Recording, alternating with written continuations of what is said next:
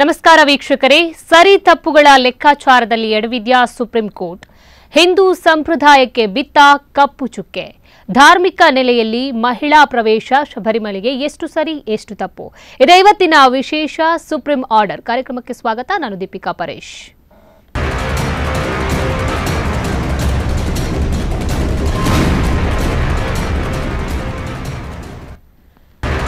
ವೀಕ್ಷಕರೇ, ಈಗಾಗಲೇ ಸೆಪ್ಟೆಂಬರ್ 21ರಿಂದ ಸಾಕಷ್ಟು ರೀತಿಯಲ್ಲಿ ಚರ್ಚೆಗೆ ಗ್ರಾಸವಾಗ್ತಾ ಇರುವ ವಿಷಯ ಅಂದ್ರೆ ಶಬರಿಮಲೆ ಎಂಟ್ರಿಗೆ ಮಹಿಳಾ ಪ್ರವೇಶ ಎಷ್ಟು ಸರಿ ಎಷ್ಟು ತಪ್ಪು ಅನ್ನುವಂಥದ್ದು. ಒಂದೆಡೆ ಒಂದು ವರ್ಗ ಶಬರಿಮಲೆಗೆ ಹೋಗ್ಲಿ ಅನ್ನೋ ಒಂದು ವಾದವನ್ನ ಮಂಡಿಸ್ತಾ ಇದ್ರೆ, ಇನ್ನೊಂದು ವರ್ಗ ಶಬರಿಮಲೆಗೆ ಮಹಿಳಾ ಪ್ರವೇಶ ಸರಿಯಲ್ಲ ಅನ್ನೋ ಒಂದು ವರ್ಗದಲ್ಲಿ ಅಂದ್ರೆ ಮಾತಿನಲ್ಲೇ ಮುಂದುವರಿತಿದೆ. ಇದಕ್ಕೆ ಸಂಬಂಧಪಟ್ಟಂತೆ ಸಾಮಾಜಿಕ ಜಾಲತಾಣಗಳಿಂದ ಹಲವು ಪರ ವಿರೋಧದ ಚರ್ಚೆಗಳು ನಡೀತಾ ಇದೆ. ಸಾಕಷ್ಟು ಕಗ್ಗಂಟಿಗ ಪರಿಸ್ಥಿತಿ ಎದುರಾಗಿರುವಂಥದ್ದು. ಇನ್ನು ನಾವು ಇವತ್ತಿನ ಒಂದು ಡಿಸ್ಕಷನ್ ಅಲ್ಲಿ ಯಾವ ರೀತಿ ಧಾರ್ಮಿಕ ನೆಲೆಯಲ್ಲಿ ಒಂದು ಶಬರಿಮಲೆ ಪ್ರವೇಶಕ್ಕೆ ಮಹಿಳೆಯರು ಹೋಗೋದು ಎಷ್ಟು ಸರಿ ಎಷ್ಟು ತಪ್ಪು ಅನ್ನೋದರ ಬಗ್ಗೆ ಚರ್ಚೆಯನ್ನ ನಡೆಸಲಿಕ್ಕಿದ್ದೀವಿ. ಮೊದಲಿಗೆ ಜ್ಯೋತಿಷ್ಯರಾದಂತಹ ಪ್ರಕಾಶ್ ಅಮ್ಮಣ್ಣಾಯ್ ಅವರು ನಮ್ಮ ಜೊತೆ ಜಾಯ್ನ್ ಆಗಿದ್ದಾರೆ. ನಮಸ್ತೆ ಸರ್, ಕಾರ್ಯಕ್ರಮಕ್ಕೆ ಸ್ವಾಗತ.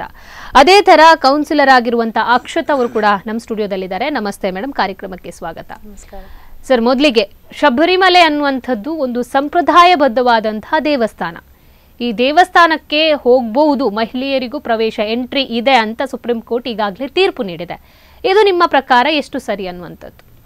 ಅಲ್ಲ, ಅದಕ್ಕೆ ಮೊದಲು ನಾವೊಂದು ಸಂಪ್ರದಾಯಗಳಾಗಲಿ ಅಥವಾ ಕೋರ್ಟಿನ ರೀತಿ ನೀತಿಗಳಾಗಲಿ ಈ ವಿಚಾರವನ್ನು ನಂತರ ತಗೊಳ್ಳೋದು ಒಳ್ಳೆಯದು. ಯಾಕಂತೇಳಿದರೆ ಶಬರಿಮಲೆ ಅಂತ ಹೇಳುವಂಥದ್ದು ಅದೊಂದು ಪುಣ್ಯಕ್ಷೇತ್ರ, ವಿಶೇಷವಾದ ದೇವತಾ ಸಾನ್ನಿಧ್ಯವುಳ್ಳಂತಹ ಕ್ಷೇತ್ರ. ಬಹಳ ಅಂದರೆ ಕೇವಲ ಕೆಲವು ವರ್ಷಗಳಿಂದ ಬಂದಂತಹ ವಿಚಾರ ಅಲ್ಲ, ಅದು ಎಷ್ಟೋ ಶತಮಾನಗಳೂ ಅಲ್ಲ, ಸಹಸ್ರಾರು ವರ್ಷಗಳಿಂದ ಅಲ್ಲಿ ಸಾನ್ನಿಧ್ಯ ಇದ್ದದ್ದು. ಇನ್ನೊಂದು ಶಬರಿಮಲೆ ಅಂತ ಹೇಳುವಂಥದ್ದು ನಾವು ಸಾಮಾನ್ಯವಾಗಿ ಅಯ್ಯಪ್ಪ ಸ್ವಾಮಿ ಅಂತೇಳಿ ನಾವು ಕರಿತೇವೆ. ಅಯ್ಯಪ್ಪನು ಬಾಲ್ಯದಲ್ಲಿ ಮಣಿಕಂಠನಾಗಿ ಒಂದು ರಾಜವಂಶದಲ್ಲಿ ಜನಿಸಿ ಮತ್ತು ಕಥೆಗಳೆಲ್ಲ ಗೊತ್ತಿದೆ ಕೆಲವರಿಗೆ. ಆದರೆ ಅಯ್ಯಪ್ಪ ಯಾರು ಅಂತ ಹೇಳಿದರೆ ಅವನು ಶಾಸ್ತಾರ. ಶಾಸ್ತಾರ ಅಂತ ಹೇಳುವಂಥದ್ದು ಭೂಮಿಗೆ ಸಂಬಂಧಪಟ್ಟಂಥ ದೇವತೆಗಳು. ಇಲ್ಲಿ ಕೆಲವು ಕಡೆ ವನದುರ್ಗೆ ಬರ್ತಾಳೆ, ಕೆಲವು ಕಡೆ ಶಾಸ್ತಾರ ಸ್ವರೂಪ ಬರ್ತದೆ. ಇದಕ್ಕೆಲ್ಲ ಮಾಡು ಗೀಡು ಯಾವುದೂ ಇಲ್ಲ, ಓಪನ್ ಪ್ಲೇಸ್ನಲ್ಲಿ ಇಡುವಂಥದ್ದು. ಕೆಲವು ಕಡೆ ಇಟ್ಕೊಂಡಿದ್ದಾರೆ, ಮಾಡು ಎಲ್ಲ ಮಾಡಿದ್ದಾರೆ, ಆವರಣಗಳನ್ನೆಲ್ಲ ಮಾಡಿದ್ದಾರೆ. ಈ ಶಾಸ್ತಾರ ಸಾನ್ನಿಧ್ಯವು ಬಹಳ ವಿಶೇಷ.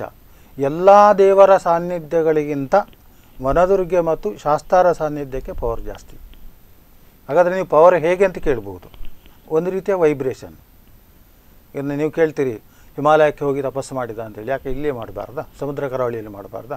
ಆ ಹಿಮಾಲಯದಲ್ಲಿರುವಂತಹ ಒಂದು ವೈಬ್ರೇಷನ್, ಭೂಮಿಯ ಪ್ರತಿ ಇಂಚು ಕೂಡ ವೈಬ್ರೇಷನ್ಗಳಿರ್ತವೆ. ಎಲ್ಲ ಕಡೆ ದೇವಸ್ಥಾನ ಮಾಡಲಿಕ್ಕೆ ಆಗೋದಿಲ್ಲ. ಈಗ ಸಾಮಾನ್ಯವಾಗಿ ಬ್ಯಾಂಗ್ಳೂರು ಸಿಟಿ ಇಂಥದ್ದನ್ನು ನೋಡಿದರೆ ಅಲ್ಲಲ್ಲಿ ದೇವಸ್ಥಾನ ಮಾಡ್ತಾರೆ, ಅದು ವ್ಯಾಪಾರ ಉದ್ದೇಶದ್ದು.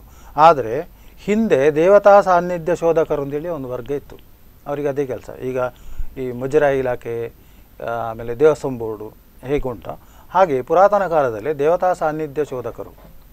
ಆ ಸಾನ್ನಿಧ್ಯ ಶೋಧನೆ ಮಾಡುವಾಗ ಇವರಿಗೆ ಕಂಡದ್ದು ಶಬರಿಮಲೆಯಲ್ಲಿರುವಂಥ ಶಾಸ್ತ್ರಾರ ಸಾನ್ನಿಧ್ಯ.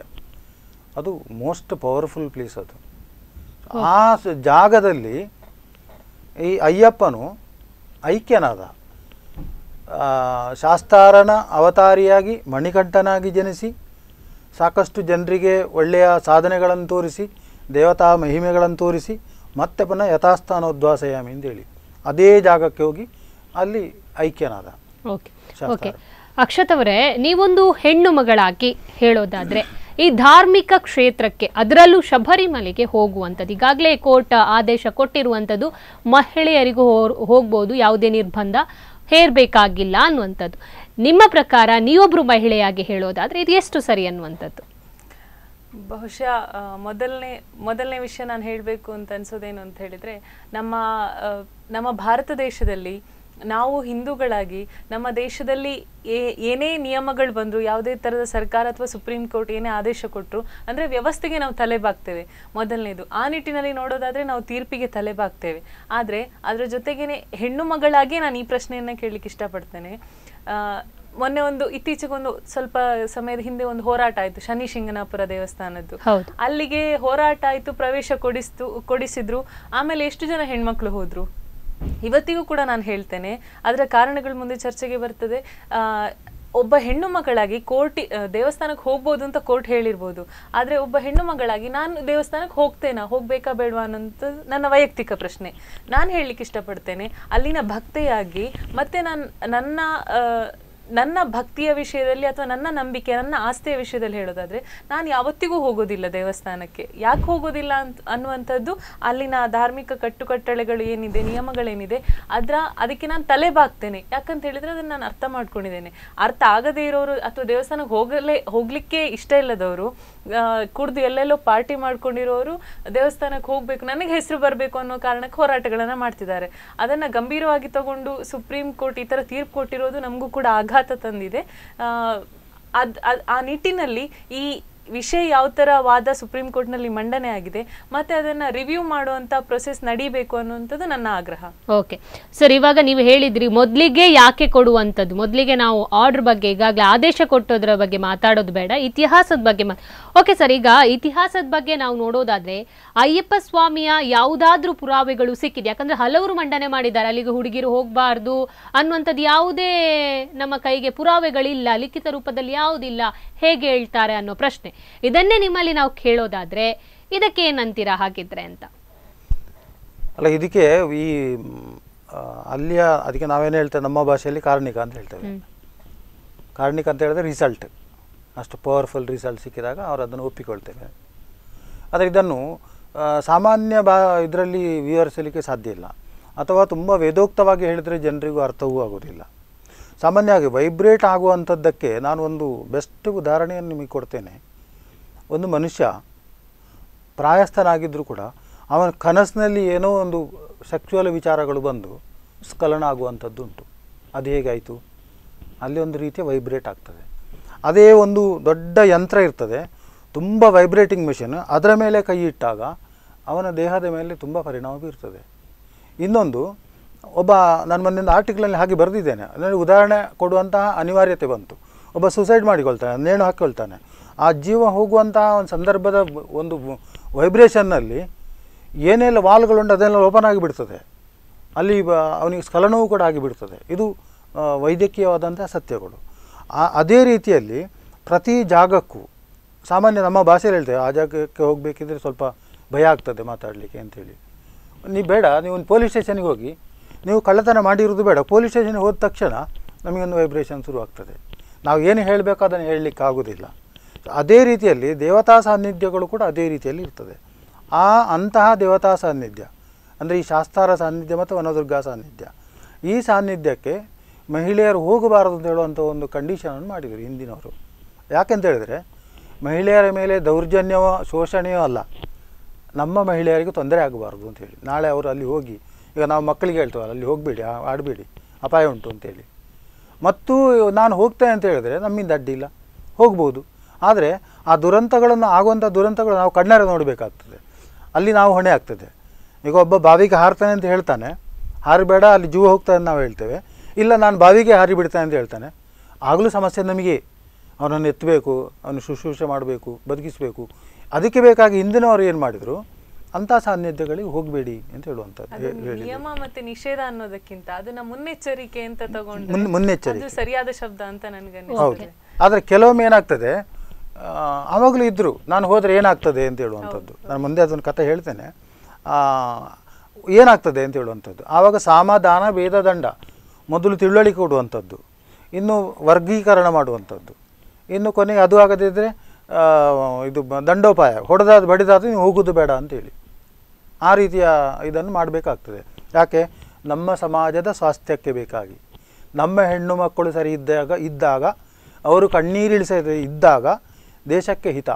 ದ್ರೌಪದಿ ಕಣ್ಣೀರಿಳಿಸಿ ಅಲ್ಲಿ ಕೌರವರ ನಾಶ ಆಯಿತು, ಸೀತೆ ಕಣ್ಣೀರಿಳಿಸಿ ರಾವಣನ ನಾಶ ಆಯಿತು. ಹಾಗೆ ಮತ್ತೊಮ್ಮೆ ಆಗಬಾರ್ದು, ತೊಂದರೆಗೊಳಗಾಗಬಾರ್ದು, ಅಂಥ ಸಾನ್ನಿಧ್ಯಗಳು ಹೋಗಬಾರ್ದು ಅಂತ ಹೇಳಿ ಒಂದೇ ಒಂದು ದೃಷ್ಟಿಯಿಂದ ಹೇಳಿದರಷ್ಟೇ ಹೊರತು ದೇಶದಿಂದ ಇನ್ನೊಂದು ನಾವು ಗಮನಿಸಬಹುದು, ಮಹಿಳೆಯರಿಗೆ ಪ್ರವೇಶ ಇಲ್ಲ ಅಂತಲ್ಲ, ಮಕ್ಕಳಿಗೆ ಮತ್ತೆ 50 ವರ್ಷ ಗಡಿ ಅಂದ್ರೆ ಆ ಒಂದು ವರ್ಷ ದಾಟಿದ ಮೇಲೆ ಹೋಗುವಂತ ಒಂದು ಪ್ರಮೇಯ ಇದೆ. ಆದ್ರೆ ಒಳಗಿನ ಒಂದು ವಯೋಮಿತಿಯಲ್ಲಿ ಹೋಗಬಾರ್ದಿದ್ದು, ಆದ್ರೆ ಅದಕ್ಕೆ ಹೋಗ್ಬೇಕು ಅನ್ನುವಂಥದ್ದು ಇದು ಜನರಲಿ ಯಾಕೆ ಈ ರೀತಿಯ ಮನೋಭಾವ ಅನ್ನುವಂಥದ್ದು? ಅದು ನಾವು ನೋಡುವ ದೃಷ್ಟಿಕೋನ ಹೇಗೆ ಆಗಿದೆ ಅಂತ ಹೇಳಿದ್ರೆ, ನಮ್ಮ ಹತ್ರ ನಾಲೆಡ್ಜ್ ಏನಿರುವುದಿಲ್ಲ, ಆದ್ರೆ ನಮ್ಮದೊಂದು ಮೊಂಡುವಾದ ಅಂತ ಹೇಳಲಿಕ್ಕೆ ಇಷ್ಟಪಡ್ತೇನೆ. ಮೊಂಡುವಾದ ಯಾಕೆ ಅಂತ ಹೇಳಿದ್ರೆ, ನಾವು ಅದನ್ನು ನೋಡುವುದು ಎಷ್ಟು ಅಂತ ಕೇಳಿದ್ರೆ, ಹೆಣ್ಣು ಮಕ್ಕಳಿಗೆ ಪ್ರವೇಶ ಇಲ್ಲ ಅಥವಾ ಇದೆ ಅಷ್ಟನ್ನು ಮಾತ್ರ ನೋಡ್ತೇವೆ. ಅದು ಯಾಕೆ, ಏನು, ಅದರ ಹಿನ್ನೆಲೆ, ಅದನ್ನೆಲ್ಲ ನಾವು ನೋಡ್ಲಿಕ್ಕೆ ಹೋಗೋದೇ ಇಲ್ಲ. ಈಗ ನೀವು ಹೇಳಿದ ಹಾಗೆ ವಯಸ್ಸಿನ ಮಿತಿ ಇದೆ ಅಂತ, ಅದಕ್ಕೊಂದು ಕಾರಣ ಇದೆ. ಈಗ ಪ್ರಕಾಶ್ ಜಿ ಅವರು ಹೇಳಿದ ಹಾಗೆ ಪ್ರತಿಯೊಂದು ಕ್ಷೇತ್ರಕ್ಕೆ ಅದರ ಮಹಿಮೆ ಇರ್ತದೆ. ಆ ಮಹಿಮೆ ಹೇಗೆ ಅಂತಂದ್ರೆ, ಆ ಜಾಗದಲ್ಲಿ ಅಷ್ಟು ವೈಬ್ರೇಷನ್ ಇರ್ತದೆ. ಆ ವೈಬ್ರೇಷನ್ ಅನ್ನ ನಾವು ತಗೊಳ್ಳಿಕ್ಕೆ ಸಾಧ್ಯನಾ ಅಂತ ಬಹಳ ಒಂದು ಉತ್ತಮವಾದಂತ ಉದಾಹರಣೆ ಒಬ್ರು ವೈದ್ಯರು ಕೊಟ್ಟರು ನನಗೆ. ಎಕ್ಸ್ರೇ ರೂಮಲ್ಲಿ ನಾವು ಹೋಗ್ಲಿಕ್ಕೆ ನಿಷೇಧ ಮಾಡ್ತಾರೆ, ಹೋಗ್ಬಾರ್ದು ಅಂತ ಹೇಳ್ತಾರೆ. ಆದ್ರೂ ಕೂಡ ಅಲ್ಲಿ ಅನಿವಾರ್ಯವಾಗಿ ಹೋಗ್ಬೇಕು ಅಂತ ಹೇಳಿದಾಗ ಅಲ್ಲಿ ಒಂದು ಗೌನ್ ಹಾಕೊಳ್ಳಿಕ್ಕೆ ಕೊಡ್ತಾರೆ ನಮ್ಗೆ. ಯಾಕೆ ಅಂತ ಹೇಳಿದ್ರೆ, ಆ ಕ್ಷಾಕಿರಣಗಳನ್ನ ನಮ್ಮ ದೇಹ ತಡ್ಕೊಳ್ಳುವಂತ ತಾಕತ್ತಿಲ್ಲ ಅನ್ನುವ ಕಾರಣಕ್ಕೆ. ಆ ತರ ಇರುವಂತ ಪರಿಸ್ಥಿತಿಯಲ್ಲಿ ಅಂದ್ರೆ ಅದು ನಮ್ಮ ದೇಹಕ್ಕೆ ಎಫೆಕ್ಟ್ ಆಗ್ಬಾರ್ದು ಅನ್ನುವಂತಹ ಕಾರಣ. ದೇವಸ್ಥಾನಗಳಲ್ಲೂ ಕೂಡ ಹಾಗೆ. ನಮ್ಮ ಮೂರ್ಖತನ ಎಷ್ಟು ಅಂತ ಕೇಳಿದ್ರೆ, ಮೊದಲನೇದು ನಮ್ಗೆ ದೇವಸ್ಥಾನಕ್ಕೆ ಯಾಕೆ ಹೋಗ್ಬೇಕು ಅಂತ ಗೊತ್ತಿಲ್ಲ. ಮತ್ತೆ ಮೊನ್ನೆ ಯಾರೋ ಮಾತಾಡುವಾಗ ನಾನು ಕೇಳಿದೆ, ಫಿಲ್ಮ್ ಆಕ್ಟ್ರೆಸ್ ಒಬ್ರು ಮಾತಾಡ್ತಾ ಹೇಳಿದ್ರು, ಇಲ್ಲ ಕೊಟ್ಟದ್ದು ಒಳ್ಳೇದಾಯ್ತು, ನಮ್ಮ ದೇಶಕ್ಕೆ ಫಾರಿನರ್ಸ್ ತುಂಬಾ ಬರ್ತಾರೆ ಟೂರಿಸಂಗೆ, ಅದೊಂದು ಒಳ್ಳೆ ಟೂರಿಸ್ಟ್ ಪ್ಲೇಸ್ ಅಂತ. ಅಂದ್ರೆ ನಮ್ಮ ಚಿಂತನೆ ಆಗಿದೆ. ಹಾಗಿರುವಾಗ ಅಂದ್ರೆ ಬರೀ ಬಿಸ್ನೆಸ್ ಮೈಂಡ್ ಅಲ್ಲಿ ಮಾತ್ರ ಹೋಗ್ತಾ ಇದ್ದಾರೆ, ಟ್ರೆಡಿಷನಲ್ ಸಂಪ್ರದಾಯ ಮರೆಯಾಗ್ತಾ ಇದೆ ಅನ್ನುವಂಥದ್ದು. ಮತ್ತೆ ಮುಖ್ಯವಾಗಿ ಇನ್ನೊಂದು ವಿಷಯ ಏನು ಅಂತ ಹೇಳಿದ್ರೆ, ಸಿಕ್ಕಲ್ಲಿ ದೇವಸ್ಥಾನಗಳನ್ನ ಕಟ್ಲಿಕ್ಕೆ ಆಗುದಿಲ್ಲ. ನಮ್ಗೆ ಪ್ರಾರ್ಥನಾ ಸ್ಥಳ ಮತ್ತೆ ದೇವಸ್ಥಾನಗಳ ಮಧ್ಯೆ ವ್ಯತ್ಯಾಸ ಗೊತ್ತಿಲ್ಲ. ದೇವಸ್ಥಾನನೇ ಬೇರೆ, ಪ್ರಾರ್ಥನಾ ಸ್ಥಳನೇ ಬೇರೆ. ದೇವಸ್ಥಾನಗಳು ಜಾಗದಲ್ಲಿ ಎಲ್ಲಿ ಮಹಿಮೆ ಇರ್ತದೋ ಆ ಮಹಿಮೆ ಇರುವಂತಹ ಜಾಗದಲ್ಲಿ ಅದಕ್ಕೆ ತಂತ್ರ ಎಲ್ಲ ಮಾಡಿ ಪ್ರತಿಷ್ಠೆಯನ್ನ ಮಾಡುವುದು. ಆ ಸಂದರ್ಭದಲ್ಲಿ ಅದರಲ್ಲಿರುವಂಥ ವೈಬ್ರೇಷನ್ಸ್ ಅಷ್ಟೇ ಜಾಸ್ತಿ ಇರ್ತದೆ. ಈಗ ಅಯ್ಯಪ್ಪನ ಸಾನ್ನಿಧ್ಯದಲ್ಲಿ ಅಯ್ಯಪ್ಪನನ್ನ ನೈಚ್ಛಿಕ ಬ್ರಹ್ಮಚರ್ಯದಲ್ಲಿರುವವನು ಅಂತ ನಾವು ಹೇಳ್ತೇವೆ. ಅಂದ್ರೆ ಬ್ರಹ್ಮಚಾರಿ ಅನ್ನುವುದಕ್ಕಿಂತ 1000 ಪಟ್ಟೋದು ಶಕ್ತಿಯುತವಾದಂತಹ ವ್ರತ, ಮತ್ತೆ ಅದು ಆ ಪದ್ಧತಿ. ಅದರಲ್ಲಿ ಬರುವಂತ ವೈಬ್ರೇಷನ್ಸ್ ಅನ್ನ ಒಂದು ಹೆಣ್ಣು ಮಗಳಾಗಿ ನನ್ನ ದೇಹಕ್ಕೆ ಅದು ಒಗ್ಗಿಕೊಳ್ಳುತ್ತೆ, ನಾನು ತಗೊಳ್ಳೋದಕ್ಕೆ ಸಾಧ್ಯನಾ ಅನ್ನುವಂಥದ್ದು ಪ್ರಶ್ನೆ. ಇದು ಅರ್ಥ ಆಗದೆ ಇರೋರು ನಾನು ಹೋದ್ರೆ ಏನಾಗ್ತದೆ ಅಂತ ಕೇಳಿದ್ರೆ, ಅವ್ರು ಹೇಳಿದಾಗೆ ಸುಳ್ಳಿ ಇದೆ, ನೀರಿಗೆ ಹಾರಬೇಡ, ಹೋಗ್ಬೇಡ ಅಂತ ಹೇಳಿದ್ರೆ, ಇಲ್ಲ ನಾನು ಹಾರ್ತೇನೆ ಹೋಗ್ತೇನೆ ಅಂತ ಹೇಳಿದ್ರೆ ಮೂರ್ಖತನ ಅಂತ ಹೇಳ್ಬೇಕು. ಮತ್ತೆ ಕೆಲವೊಬ್ಬರ ವಾದ ಕೂಡ ನಾವು ಗಮನಿಸಬಹುದು, ಮಹಿಳೆಯರು ಈ ರೀತಿ ಶಬರಿಮಲೆಗೆ ಹೋಗ್ಬಾರ್ದು ಅನ್ನೋದ್ರ ಮೂಲಕ ಮಹಿಳೆಯರಿಗೆ ದೌರ್ಜನ್ಯ ಆಗ್ತಾ ಇದೆ ಅಂತ. ಇದನ್ನ ಯಾವ ತರ ನೀವು ಒಪ್ಕೊಂತೀರಾ? ಹಾಗಿದ್ರೆ ಅದೇ ನಾನು ಹೇಳಿದ್ದು. ಈಗ ನನಗೊಂದ್ ಕಡೆ ಅಪಾಯ ಇದೆ, ಹೋಗ್ಬೇಡ ಅಂತ ಯಾರಾದ್ರೂ ಸಜೆಸ್ಟ್ ಮಾಡಿದ್ರೆ, ನೀನು ನನ್ನ ಹಕ್ಕಿನ ಮೇಲೆ ಅಟ್ಯಾಕ್ ಮಾಡ್ತಾ ಇದ್ದಿ ಅಂತ ಹೇಳಿದ್ರೆ, ಅದು ನನ್ನ ಮೂರ್ಖತನ ಅಂತ ಹೇಳ್ಬೇಕಷ್ಟೇ. ಈಗ ಯಾರಿಗಾದ್ರೂ ನಾನು ಕೇಳ್ತೇನೆ, ಯಾರತ್ರ ಆದ್ರೂ ಇವತ್ತು ಆ ಪ್ರಶ್ನೆಗೆ ಉತ್ತರ ಇದೆಯಾ? ಅಲ್ಲಿಗೆ ಹೋಗ್ಬೇಡ ಅಂತ ಹೇಳಿದಕ್ಕೆ ಕಾರಣ ಯಾರಾದ್ರೂ ತಿಳ್ಕೊಂಡಿದಾರ? ಮಹಿಳೆಯರು ಅನ್ನೋ ಕಾರಣಕ್ಕೆ ಹೋಗ್ಬಾರ್ದು ಅಂತ ಯಾರಾದ್ರೂ ಹೇಳಿದಾರಾ? ಯಾರಾದ್ರೂ ಒಬ್ರು? ಅಲ್ಲಿನ ಆಡಳಿತ ಮಂಡಳಿ ಕೂಡ ಅದನ್ನ ಹೇಳುದಿಲ್ಲ. ಮತ್ತೆ ಅದು ನಮ್ಮ ಭ್ರಮೆ. ಓಕೆ ಸರ್, ಈಗ ನಾವು ಇವಾಗ ಶಬರಿಮಲೆ ಸಾನ್ನಿಧ್ಯದ ಬಗ್ಗೆ ಮಾಡೋದಾದ್ರೆ ಅದಕ್ಕೆ ಯಾವ ತರ ಇತಿಹಾಸ ಇದೆ ಅನ್ನುವಂಥದ್ದು, ಮತ್ತು ಅದು ಅಷ್ಟು ಪಾವಿತ್ರತೆಯನ್ನ ಯಾಕೆ ಇಲ್ಲಿ ತನಕ ಉಳಿಸ್ಕೊಂಡು ಬಂದಿತ್ತು ಅನ್ನುವಂಥದ್ದು. ಇಲ್ಲಿ ಭಾರತದ ತುತ್ತ ತುದಿ ಆಯಿತು ದಕ್ಷಿಣ ಭಾಗ. ಈ ದಕ್ಷಿಣ ಭಾಗ ಹೇಗೆ ಜಂಬೂದ್ವೀಪ ಅಂತ ಹೇಳ್ತಾರೆ. 3 ಬದಿಯಲ್ಲಿ ನೀರು, ಮಧ್ಯದಲ್ಲಿ ಭೂಮಿ. ಇಂತಹ ಜಾಗಗಳಿಗೆ ಬಹಳ ಪಾವಿತ್ರ್ಯತೆ ಉಂಟು.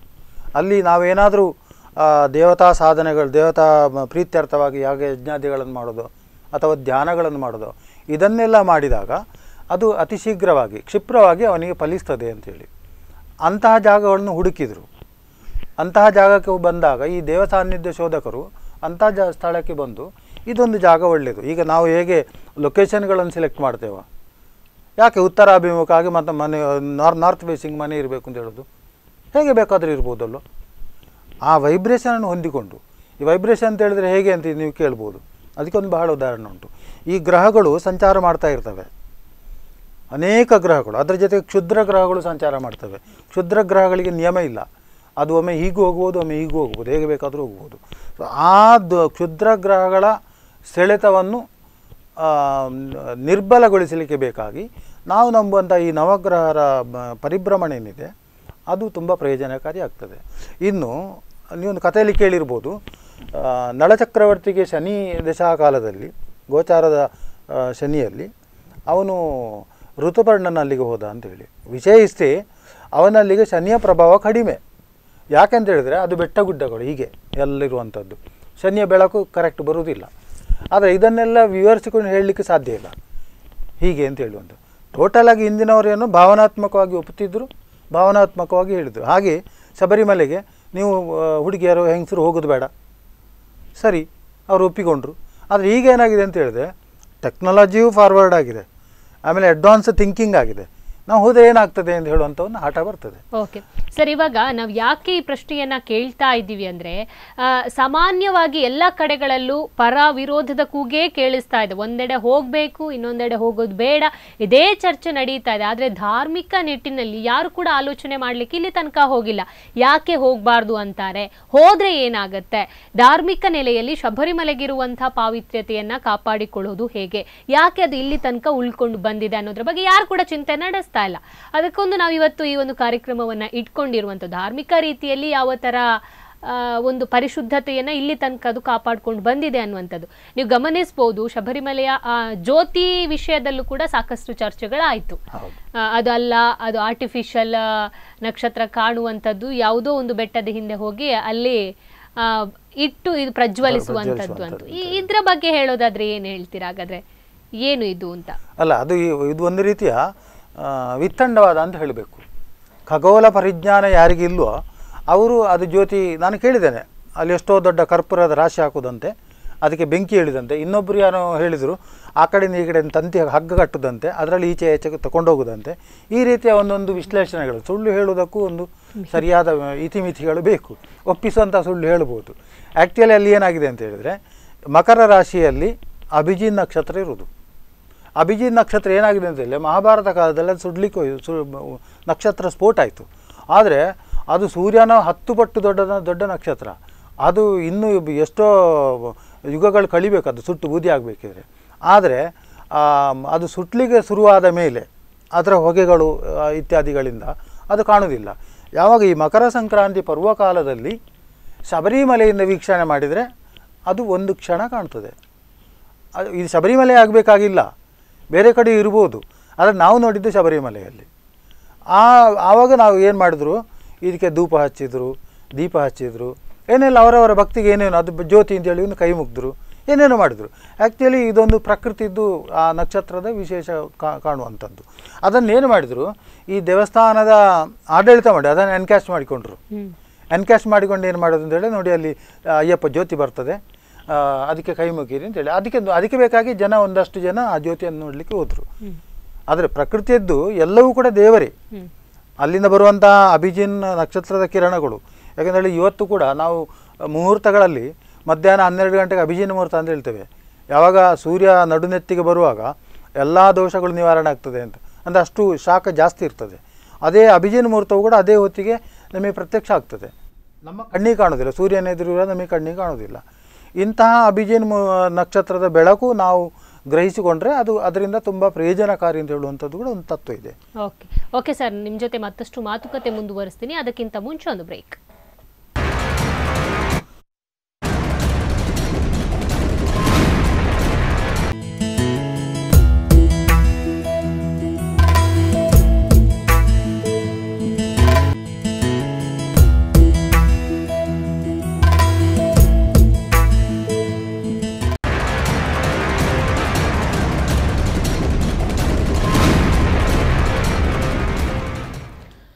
ಸುಪ್ರೀಂ ಆರ್ಡರ್ ನೇರ ಪ್ರಸಾರ ಕಾರ್ಯಕ್ರಮಕ್ಕೆ ಮತ್ತೊಮ್ಮೆ ಸ್ವಾಗತ. ಈಗಾಗಲೇ ಅಕ್ಷತಾ, ನಿಮ್ಮಲ್ಲಿ ಕೇಳೋದಾದ್ರೆ ಕೆಲವೊಬ್ಬರ ವಾದ, ಯಾಕಂದ್ರೆ ಮಹಿಳೆಯರಿಗೆ ಈಗ 40 ದಿನಗಳ ಉಪವಾಸ ಹಿಡಿಬೇಕನ್ನುವಂಥದ್ದು ಸಂಪ್ರದಾಯ. ಮಹಿಳೆಯರಿಗೆ ಆಗುತ್ತಾ ಈ ಒಂದು ವೃತ ಹಿಡಿಯುವಂಥದ್ದು? ಕೆಲವೊಬ್ಬರ ವಾದ ಇದು ಆಗುತ್ತೆ ಅನ್ನುವಂಥದ್ದು, ಖಂಡಿತ ನಾವು ಹಿಡಿತೀವಿ, ಏನಾಗುತ್ತೆ ನಮಗೆ ವೃತ ಹಿಡ್ಕೊಂಡು ಹೋಗೋಕ್ಕಾಗಲ್ವಾ ಅನ್ನೋದು. ಕೆಲವೊಬ್ಬರು ಆಗಲ್ಲ, ಇದೆಲ್ಲ ಹೇಳ್ತಾರೆ. ಇದ್ರ ಬಗ್ಗೆ ಹೇಳೋದಾದ್ರೆ ಏನು ಹೇಳ್ತೀರಾ ನೀವು? ಈಗ ಒಂದು ನಮ್ಮ ಸನಾತನ ಪರಂಪರೆಯಲ್ಲಿ ಅಂದರೆ ವೇದ ಪುರಾಣಗಳಲ್ಲಿ ಏನು ಹೇಳಿದೆ ಅನ್ನುವಂಥದ್ದು ಅದು ಒಂದು. ಮತ್ತು ಇನ್ನೊಂದು ನಮ್ಮ ಸಂಪ್ರದಾಯಗಳು. ಈಗ ಬಾಲ್ಯ ವಿವಾಹದಂಥ ಸಂಪ್ರದಾಯಗಳು ನೋಡಿದರೆ ಅದು ಒಂದು ಕಾಲದಲ್ಲಿ ಶುರುವಾಯಿತು. ಅದು ಹಿಂದೂ ಧರ್ಮದ ಮೂಲದಲ್ಲಿ ಇರಲಿಲ್ಲ, ನಮ್ಮ ಸನಾತನ ಪರಂಪರೆಯಲ್ಲಿ ಇರಲಿಲ್ಲ. ಅದು ಯಾಕೆ ಶುರುವಾಯಿತು ಅಂತ ಹೇಳಿದರೆ, ನಮ್ಮ ದೇಶಕ್ಕೆ ಯಾವಾಗ ವಿದೇಶಿಗರ ಆಕ್ರಮಣ ಆಯಿತೋ ಆವಾಗ ನಮಗೆ ಬದುಕಲಿಕ್ಕೆ ಅವಕಾಶ ಇರಲಿಲ್ಲ. ಅಂಥ ಸಂದರ್ಭದಲ್ಲಿ ಹೆಣ್ಣು ಮಕ್ಕಳು ಯಾರ ಬಾಯಿಗೆ ಹೋಗೋದು ಬೇಡ ಅಂತ ತೊಟ್ಲಲ್ಲೇ ಮದುವೆ ಮಾಡ್ಲಿಕ್ಕೆ ಶುರು ಮಾಡಿದರು. ಆದರೆ ಕಾಲಕ್ರಮೇಣ ಇಲ್ಲ, ನನ್ನ ಅಮ್ಮನಿಗೆ ಹಾಗೆ ಆಗಿತ್ತು, ನನ್ನ ಅತ್ತೆಗೆ ಹೀಗೆ ಮದುವೆ ಆಗಿತ್ತು ಅಂತ ಅವರಿಗೂ ಅಂದರೆ ಅವರ ಮಗಳಿಗೂ ಅದು ಪರಂಪರೆ ಮುಂದುವರಿತಾ ಬಂತು. ಹಾಗೆಂತ ಅದನ್ನು ನಿವಾರಿಸಬೇಕಿತ್ತು, ಕಾನೂನು ಮಧ್ಯಪ್ರವೇಶ ಮಾಡ್ತು. ಆದರೆ ಎಲ್ಲವನ್ನ ಅದೇ ದೃಷ್ಟಿಯಲ್ಲಿ ನೋಡಬೇಕಾ ಅನ್ನುವಂಥದ್ದು ಪ್ರಶ್ನೆ. ಅಂದರೆ ಈಗ ಅಯ್ಯಪ್ಪನ ಸನ್ನಿಧಾನ ಅನ್ನುವಂಥದ್ದು ಪರಂಪರೆಯಿಂದ ಬಂದದಲ್ಲ, ಅದಕ್ಕೆ ಅದರದ್ದೇ ಶಕ್ತಿ ಇದೆ, ಹಿನ್ನೆಲೆ ಇದೆ, ಪುರಾಣ ಇದೆ, ಎಲ್ಲವೂ ಇದೆ. ಪ್ರತಿಯೊಂದನ್ನು ಅದೇ ಅಂದರೆ ಸರಿಯಾ ತಪ್ಪಾ ಅಥವಾ ನಮಗೆ ಬೇಕಾದ ದೃಷ್ಟಿಯಲ್ಲಿ ನೋಡೋದು ತಪ್ಪು ಅಂತ ನಾನು ಹೇಳಲಿಕ್ಕೆ ಇಷ್ಟಪಡ್ತೇನೆ. ಓಕೆ ಸರ್, ಇನ್ನೊಂದು ವಿಷಯ ನಾವು ಗಮನಿಸ್ಬೋದು. ಈ ಕಳೆದ ಕೆಲ ದಿನಗಳಿಂದ ಹಿಂದೆ ತಿಂಗಳಲ್ಲಿ ಏನಾಯಿತು, ಅತಿವೃಷ್ಟಿ ಆಯಿತು ಮಳೆಯಿಂದಾಗಿ. ಅದು ಕೇರಳ ನಾಡಲ್ಲಿ ಮಳೆ ಅತಿಯಾಗಿ ಸುರಿದು ಸಾಕಷ್ಟು ನಷ್ಟಗಳಾಗಿರುವಂಥದ್ದು ಎಲ್ಲರಿಗೂ ಗೊತ್ತು. ಸೊ ಇದಕ್ಕೆ ಶಬರಿಮಲೆಗೆ ಮಹಿಳೆಯರಿಗೆ ಎಂಟ್ರಿ ಕೊಟ್ಟಿದ್ದೇ ಕಾರಣ, ಪ್ರವೇಶಕ್ಕೆ ಅನುಮತಿ ಏನೋ ಬೇಕು ಅಂತ ಹಠ ಹಿಡಿದಿರೋದೇ ಈ ಒಂದು ಅತಿವೃಷ್ಟಿಗೆ ಕಾರಣ ಅಂತ. ಇದು ಒಂದು ಧಾರ್ಮಿಕ ನೆಲೆಯಲ್ಲಿ ಎಷ್ಟು ಸರಿ ಅನ್ನುವಂಥದ್ದು ಅಲ್ಲ. ಯಾಕೆ ಆಗಬಾರದು ಅಂತೇಳಿ ನಾನು ಕೇಳೋದು. ಆಗಬಹುದು ಅಥವಾ ಆಗದೇ ಇರಬಹುದು. ಒಂದಷ್ಟು ಜನ ನಂಬಿಕೆ ಅವರು ಹೇಳ್ತಾರೆ ಇದು ಇದರಿಂದಾಗಿ ಬಂದದ್ದು ಅಂತ. ಯಾಕಂದ್ರೆ ಆ ಸಂದರ್ಭದಲ್ಲಿ ಹಲವರು ಆ ಕೇರಳ ನಾಡಿನಿಂದಲೇ ಎಲ್ಲಿ ಇದು ತ್ರಿಶೂರ್ ಆ ಕಡೆ ಕೊಚ್ಚಿ ಎಲ್ಲ ಏನು ಮಳೆಯಿಂದಾಗಿ ಅತಿವೃಷ್ಟಿ ಆಗಿತ್ತು, ಅವರೇ ಹೇಳಿದ್ರು ಇದು ಶಬರಿಮಲೆಗೆ ಎಂಟ್ರಿ ಪಡೆದಿರುವ ವಿಷಯದಲ್ಲಿ ಸಾಕಷ್ಟು ಚರ್ಚೆ ಆಯ್ತಲ್ಲ, ಅವರು ಒಂದು ಅಯ್ಯಪ್ಪ ಸ್ವಾಮಿ ಕೋಪಗೊಂಡು ಈ ರೀತಿ ಮಾಡಿದ್ದಾರೆ ಅಂತ. ಇದು ನಂಬುವಂಥದ್ದ ಹಾಗಿದ್ರೆ? ಅಲ್ಲ, ನಂಬಲೇಬೇಕಾಗ್ತದೆ. ಯಾಕೆಂತ ಹೇಳಿದ್ರೆ ನಾವು ಬಹುಜನ ಹಿತಾಯ, ಎಲ್ಲರ ಹಿತವನ್ನು ಬಯಸುವವರು. ಆ ಯಾರು ಹಿತವನ್ನು ಪಡ್ಕೊಳ್ತಾರ ಅವರೆಲ್ಲ ಕೂಡ ಈಗ ಅಲ್ಲಿ ಶಬರಿಮಲೆಯಲ್ಲಿ ಅಯ್ಯಪ್ಪ ಸ್ವಾಮಿಯ ಸಾನ್ನಿಧ್ಯವನ್ನು ಅಷ್ಟು ಜಾಗೃತೆಯಿಂದ ಪಾಲನೆ ಮಾಡ್ತಿರೋದು. ಯಾಕಂದರೆ 10 ಜನರಿಗೆ ಒಳ್ಳೆಯದಾಗಲಿ ಅಂತ ಹೇಳುವಂಥದ್ದು. ಅಂತಹ ಜನಗಳು ಇದನ್ನ ಹೀಗೆ ಮಾಡಿದ್ರಿಂದ ಹೀಗಾಯಿತು ಅಂತ ಹೇಳಿದರೆ ನಮಗೆ ಜಡ್ಜ್ಮೆಂಟ್ ಅದಿ. ಹೌದು. ಆದರೆ ಸುಪ್ರೀಂ ಕೋರ್ಟಿಗೆ ಸಮಸ್ಯೆಗಳು ಬಂದಿದೆ. ಹೇಗೆ ಅಂತ ಹೇಳಿದರೆ ಸುಪ್ರೀಂ ಕೋರ್ಟ್ ಅಲ್ಲಿ ಶಾಸನದಲ್ಲಿ ಏನು ಹೇಳಿರ್ತದೆ ಅದನ್ನು ಪ್ರಕಾರ ಅದು ಮಾಡಲೇಬೇಕು. ವಾದ ವಿವಾದಗಳ ಮಂಡನೆಗಳ ಆಧಾರದಲ್ಲಿ ಅಲ್ಲಿ ಜಡ್ಜ್ಮೆಂಟ್ಗೆ ಬರ್ತದೆ. ಆದರೆ ಇದಕ್ಕೆ ಬೇಕಾದಂಥ ಸಾಕ್ಷ್ಯಾಧಾರಗಳನ್ನು ಕೊಡದೇ ಇರುವಂಥದ್ದು ಸರ್ಕಾರಗಳು.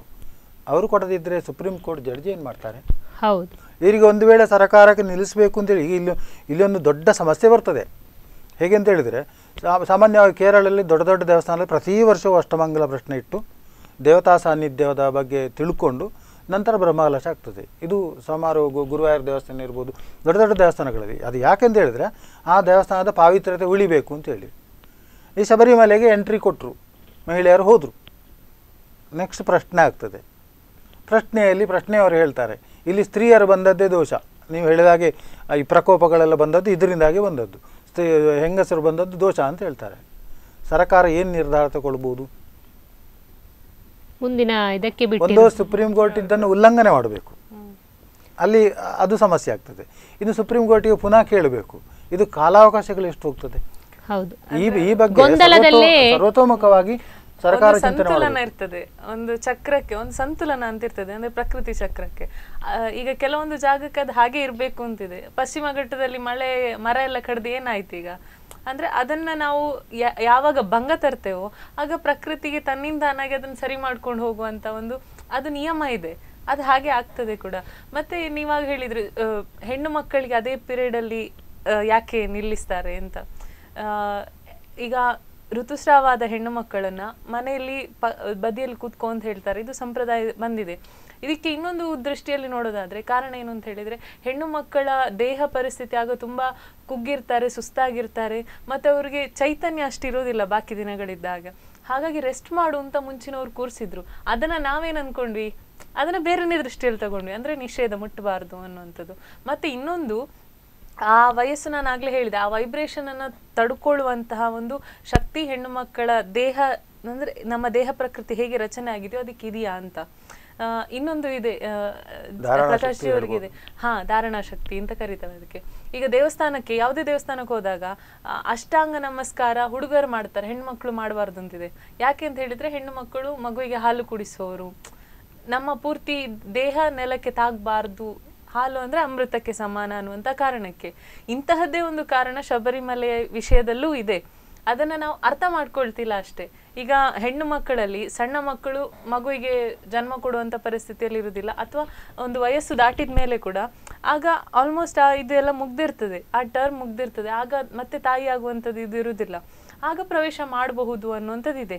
ಈ ಸಂದರ್ಭದಲ್ಲಿ ಒಂದು ಹೆಣ್ಣು ಮಕ್ಕಳು ಯಮನಸ್ಥರಾಗಿದ್ದಾಗ ಅವರಿಗೆ ಇಂತಹ ಆ 3 ದಿನ 4 ದಿನ ನಮ್ಗೆ ಅಷ್ಟು ಏಕಾಗ್ರತೆ ಇರೋದಿಲ್ಲ, ಮತ್ತೆ ನಮ್ಗೆ ಆ ಡೆಡಿಕೇಟೆಡ್ ಭಕ್ತಿ ನಮ್ಮಿಂದ ಶ್ರದ್ಧೆ ವ್ರತ ಅದ್ಯಾವುದು ಮಾಡ್ಲಿಕ್ಕೆ ಆಗೋದಿಲ್ಲ, ಯಾಕಂದ್ರೆ ನಾವೇ ತುಂಬಾ ಡಿಸ್ಟರ್ಬ್ ಆಗಿರ್ತೇವೆ. ಸಪೋಸ್ ನಾವು ಆ ಟೈಮಲ್ಲಿ ವ್ರತ ಅಥವಾ ಯಾತ್ರೆಯನ್ನು ಕೈಗೊಂಡ್ರು ಕೂಡ ಅಷ್ಟು ದೂರದ ಪ್ರಯಾಣ, ಇವತ್ತಿಗೂ ಕೂಡ 21ನೇ ಶತಮಾನದಲ್ಲಿ ಅಲ್ಲಿ ಅಷ್ಟು ದೂರದ ಅಷ್ಟು ಕಿಲೋಮೀಟರ್ ಜಾಗವನ್ನ ಪಂಪೆಯಿಂದನೇ ನಾವು ನಡ್ಕೊಂಡು ಹೋಗ್ತೇವೆ ಶಬರಿಮಲೆಗೆ. ಆ ಜಾಗವನ್ನ ಕ್ರಮಿಸೋದಕ್ಕೆ ಸಾಧ್ಯನಾ? ಹಿಂದಿನ ಕಾಲದಲ್ಲಿ ಅದು ಪ್ರದೇಶ ಪೂರ್ತಿ ಕಾಡಾಗಿತ್ತು. ಅದಕ್ಕಿಂತನೂ ಹೆಚ್ಚಾಗಿ ಅದನ್ನು ಅಭಿವೃದ್ಧಿ ಪಡಿಸಿದ್ರು ಕೂಡ ಅದಕ್ಕಿಂತ ಹೆಚ್ಚಾಗಿ 48 ದಿನಗಳ ಈ ವ್ರತ ಇದೆಯಲ್ಲ, ಈಗ ಎಲ್ಲ ಕಡೆಗಳನ್ನು ನೋಡಬಹುದು, ಸ್ವಲ್ಪ ಆಚೆ ಈಚೆ ಇವಾಗ ವ್ಯತ್ಯಾಸ ಆಗಿರ್ಬೋದು, ಆದರೆ 48 ದಿನದ ವ್ರತ ಹೇಗೆ ಮಾಡ್ತಾರೆ? ಅವರಿಗೆ ಮನೆಗೆ ಹೋಗೋ ಹಾಗಿಲ್ಲ. ಮುಂಚೆ ಎಲ್ಲ ಹೇಗೆ ಮಾಡ್ತಿದ್ರು ಅಂದರೆ ಜನವಸತಿ ಪ್ರದೇಶದಿಂದ ದೂರದಲ್ಲಿ ಶಿಬಿರ ಮಾಡ್ತಿದ್ರು. ಯಾಕಂತ ಹೇಳಿದ್ರೆ ಜನಸಂಪರ್ಕಕ್ಕೆ ಬರಬಾರ್ದು, ನಮ್ಮ ಮನಸ್ಸಿನಲ್ಲಿ ಒಂಚೂರು ಕಲ್ಮಶ ಬರಬಾರ್ದು, ಮೊಬೈಲ್ ಯೂಸ್ ಮಾಡಬಾರ್ದು, ಟಿವಿ ನೋಡಬಾರ್ದು, ಅಥವಾ ಸಮಾಜದಲ್ಲಿ ನಿತ್ಯ ಜೀವನದಲ್ಲಿ ಎಲ್ಲರ ಹಾಗೆ ನಾವು ಇರಬಾರ್ದು. ಒಂದು ಋಷಿಮುನಿಗಳ ಜೀವನ ಹೇಗಿತ್ತು ಅಷ್ಟು ಕಠಿಣವಾದಂತಹ ಬದುಕನ್ನ ನಡೆಸ್ತಾ ಇದ್ರು 48 ದಿನಗಳ ವ್ರತ. ಎಷ್ಟು ಸರ್ತಿ ಶರಣು ಕರೀತಾರೆ, ಅದನ್ನೆಲ್ಲ ಮಾಡಿಕೊಂಡು ಕನ್ಯಾಸ್ವಾಮಿ ಆದವರು 48 ದಿನ ಆದ್ಮೇಲೆ ಶಬರಿಮಲೆಗೆ ಹೋಗ್ತಾ ಇದ್ರು. ಈ ಎಲ್ಲ ದೃಷ್ಟಿಕೋನದಿಂದ ಕೂಡ ನಾವು ನೋಡ್ಬೇಕಾಗ್ತದೆ. ಅಂದ್ರೆ ನಮ್ಮಿಂದ ಮಾಡ್ಬೇಕು ಅಂತ ಹೇಳಿದ್ರೆ ಅದು ಸಾಧ್ಯನಾ ಅಂತ. ಓಕೆ, ಸರಿ. ಈ ಒಂದು ನೀವೀಗಾಗಲೇ ಹೇಳಿರುವಂಥದ್ದು ನಂಬಿದ್ರೆ ನಂಬಬಹುದು, ಜನರಿಗೆ ಬಿಟ್ಟಿರೋ ವಿಚಾರ ನಂಬಲೇಬೇಕು ಅಂತ. ಪ್ರಳಯ ವಿಷಯಕ್ಕೆ ಸಂಬಂಧಪಟ್ಟರು ಕೂಡ ಪಂಪೆ ಸಂಪೂರ್ಣವಾಗಿ ಮುಳುಗಿತ್ತು. ಅರ್ಚಕರು ಬಿಟ್ಟರೆ ಯಾರು ಕೂಡ ಅಲ್ಲಿಗೆ ಹೋಗದಂಥ ಪರಿಸ್ಥಿತಿ ನಿರ್ಮಾಣ ಆಗಿತ್ತು. ಇದರ ಬಗ್ಗೆ ಹೇಳೋದಾದರೆ, ಈ ರೀತಿ ಹೋಗಬೇಕು ಅಂತಲೇ ಪಟ್ಟು ಹಿಡಿದು ಮಹಿಳೆಯರು ಒಂದು ವೇಳೆ ಹೋದರೆ ಸೊ ಮುಂದಿನ ಪರಿಸ್ಥಿತಿ ಹೇಗಿರ್ಬೋದು ನಿಮ್ಮ ಪ್ರಕಾರ ಅಂತ? ಯದ್ವಾತದ್ವಂ ಭವಿಷ್ಯತಿ ಅಂತೇಳಿ ಏನು ಬೇಕಾದ್ರೂ ಆಗ್ಬೋದು. ಯಾಕಂದ್ರೆ ಪ್ರಕೃತಿ ಇದು ಚಿಕ್ಕ ಮಟ್ಟಿಗೆ ಪ್ರಳಯದ ಒಂದು ಸೂಚನೆ ಕೊಟ್ಟಿರುವಂಥದ್ದು, ಸೂಚನೆ ಕೊಡುವಂಥದ್ದು. ಯಾಕಂತ ಹೇಳಿದ್ರೆ ಭಾರತದಲ್ಲಿ ಅನಾಹುತಗಳು ನಿಜವಾಗಿ ಆದರೆ ಇಡೀ ಪ್ರಪಂಚಕ್ಕೆ ಹೋಲಿಸಿದರೆ ಕಡಿಮೆ. ಒಂದು ವೇಳೆ ಅಂತಹ ಅನಾಹುತಗಳು ಬರ್ತಿದ್ರೆ, ಧ್ವಂಸ ಆಗ್ತಿದ್ರೆ, ಇಲ್ಲಿ ನಮ್ಮ ಈ ಉಡುಪಿ ಕ್ಷೇತ್ರದಲ್ಲಿ ಕೆಲವು ದೇವಸ್ಥಾನಗಳು ನಮಗೆ ಕಾಣ್ತಿರ್ಲಿಲ್ಲ, ಸಮುದ್ರದ ಬದಿಯಲ್ಲಿರುವಂಥದ್ದು. ಆಗೇನಾಗ್ತದೆ, ಇಲ್ಲಿ ನಮ್ಮ ಧಾರ್ಮಿಕ ಆಚರಣೆಗಳು, ನಂಬಿಕೆಗಳು, ಭಕ್ತಿ ಶ್ರದ್ಧೆಗಳು ಇದೆಲ್ಲ ನಮ್ಮ ಒಂದು ರೀತಿಯ ಕಾನ್ಸಂಟ್ರೇಷನ್. ನೋಡಿ, ಒಬ್ಬರು ಭಾಳ ರಷ್ಯಾದ ಫಿಲಾಸಫರ್ ಹೇಳ್ತಾರೆ, ಅವರು ಭಾರತದನ್ನು ಸ್ಟಡಿ ಮಾಡಿ ಅವ್ರು ಹೇಳೋದು 90 ಲಕ್ಷ ಜನ ಏಕಾಗ್ರಚಿತ್ತದಿಂದ ಚಂದ್ರನನ್ನು ನೋಡಿದರೆ ಚಂದ್ರನಲ್ಲಿ ಪರಿವರ್ತನೆ ತರ್ಬೋದು ಅಂತೇಳಿ. ಅದೇ ಮನೋವೇಗ. ಈಗ ಋಷಿಗಳೆಲ್ಲ ನಕ್ಷತ್ರಗಳಿಗೆ ಹೋಗಲಿಲ್ಲ, ಆ ಮನೋವೇಗದಲ್ಲಿ ಅದರ ರಶ್ಮಿಗಳನ್ನು ಹಿಡ್ಕೊಂಡು ಆ ಕ್ಯಾಲ್ಕುಲೇಷನಲ್ಲಿ ಹೋಗಿದ್ದಾರೆ. ಅದಕ್ಕೆ ಇನ್ನೊಂದು ಏನಾಗ್ತದೆ ಅಂತ ಹೇಳಿದರೆ, ಈ ನಕ್ಷತ್ರಗಳ ರಶ್ಮಿಗಳು ಕೇಂದ್ರೀಕೃತವಾಗಿ ಒಂದೊಂದು ಕಡೆ ಬೀಳ್ತದೆ. ವೈಬ್ರೇಷನ್ ಅಂತ ಹೇಳಿದರೆ ಅದು ಈಗ ಈ ಭೂಮಿ ಗೋಲ ಆಗಿರ್ತದೆ, ಯಾವ ಆಧಾರದಲ್ಲಿ ಇರ್ತದೆ? ಅದು ತೇಲ್ತಾ ಇರ್ತದೆ.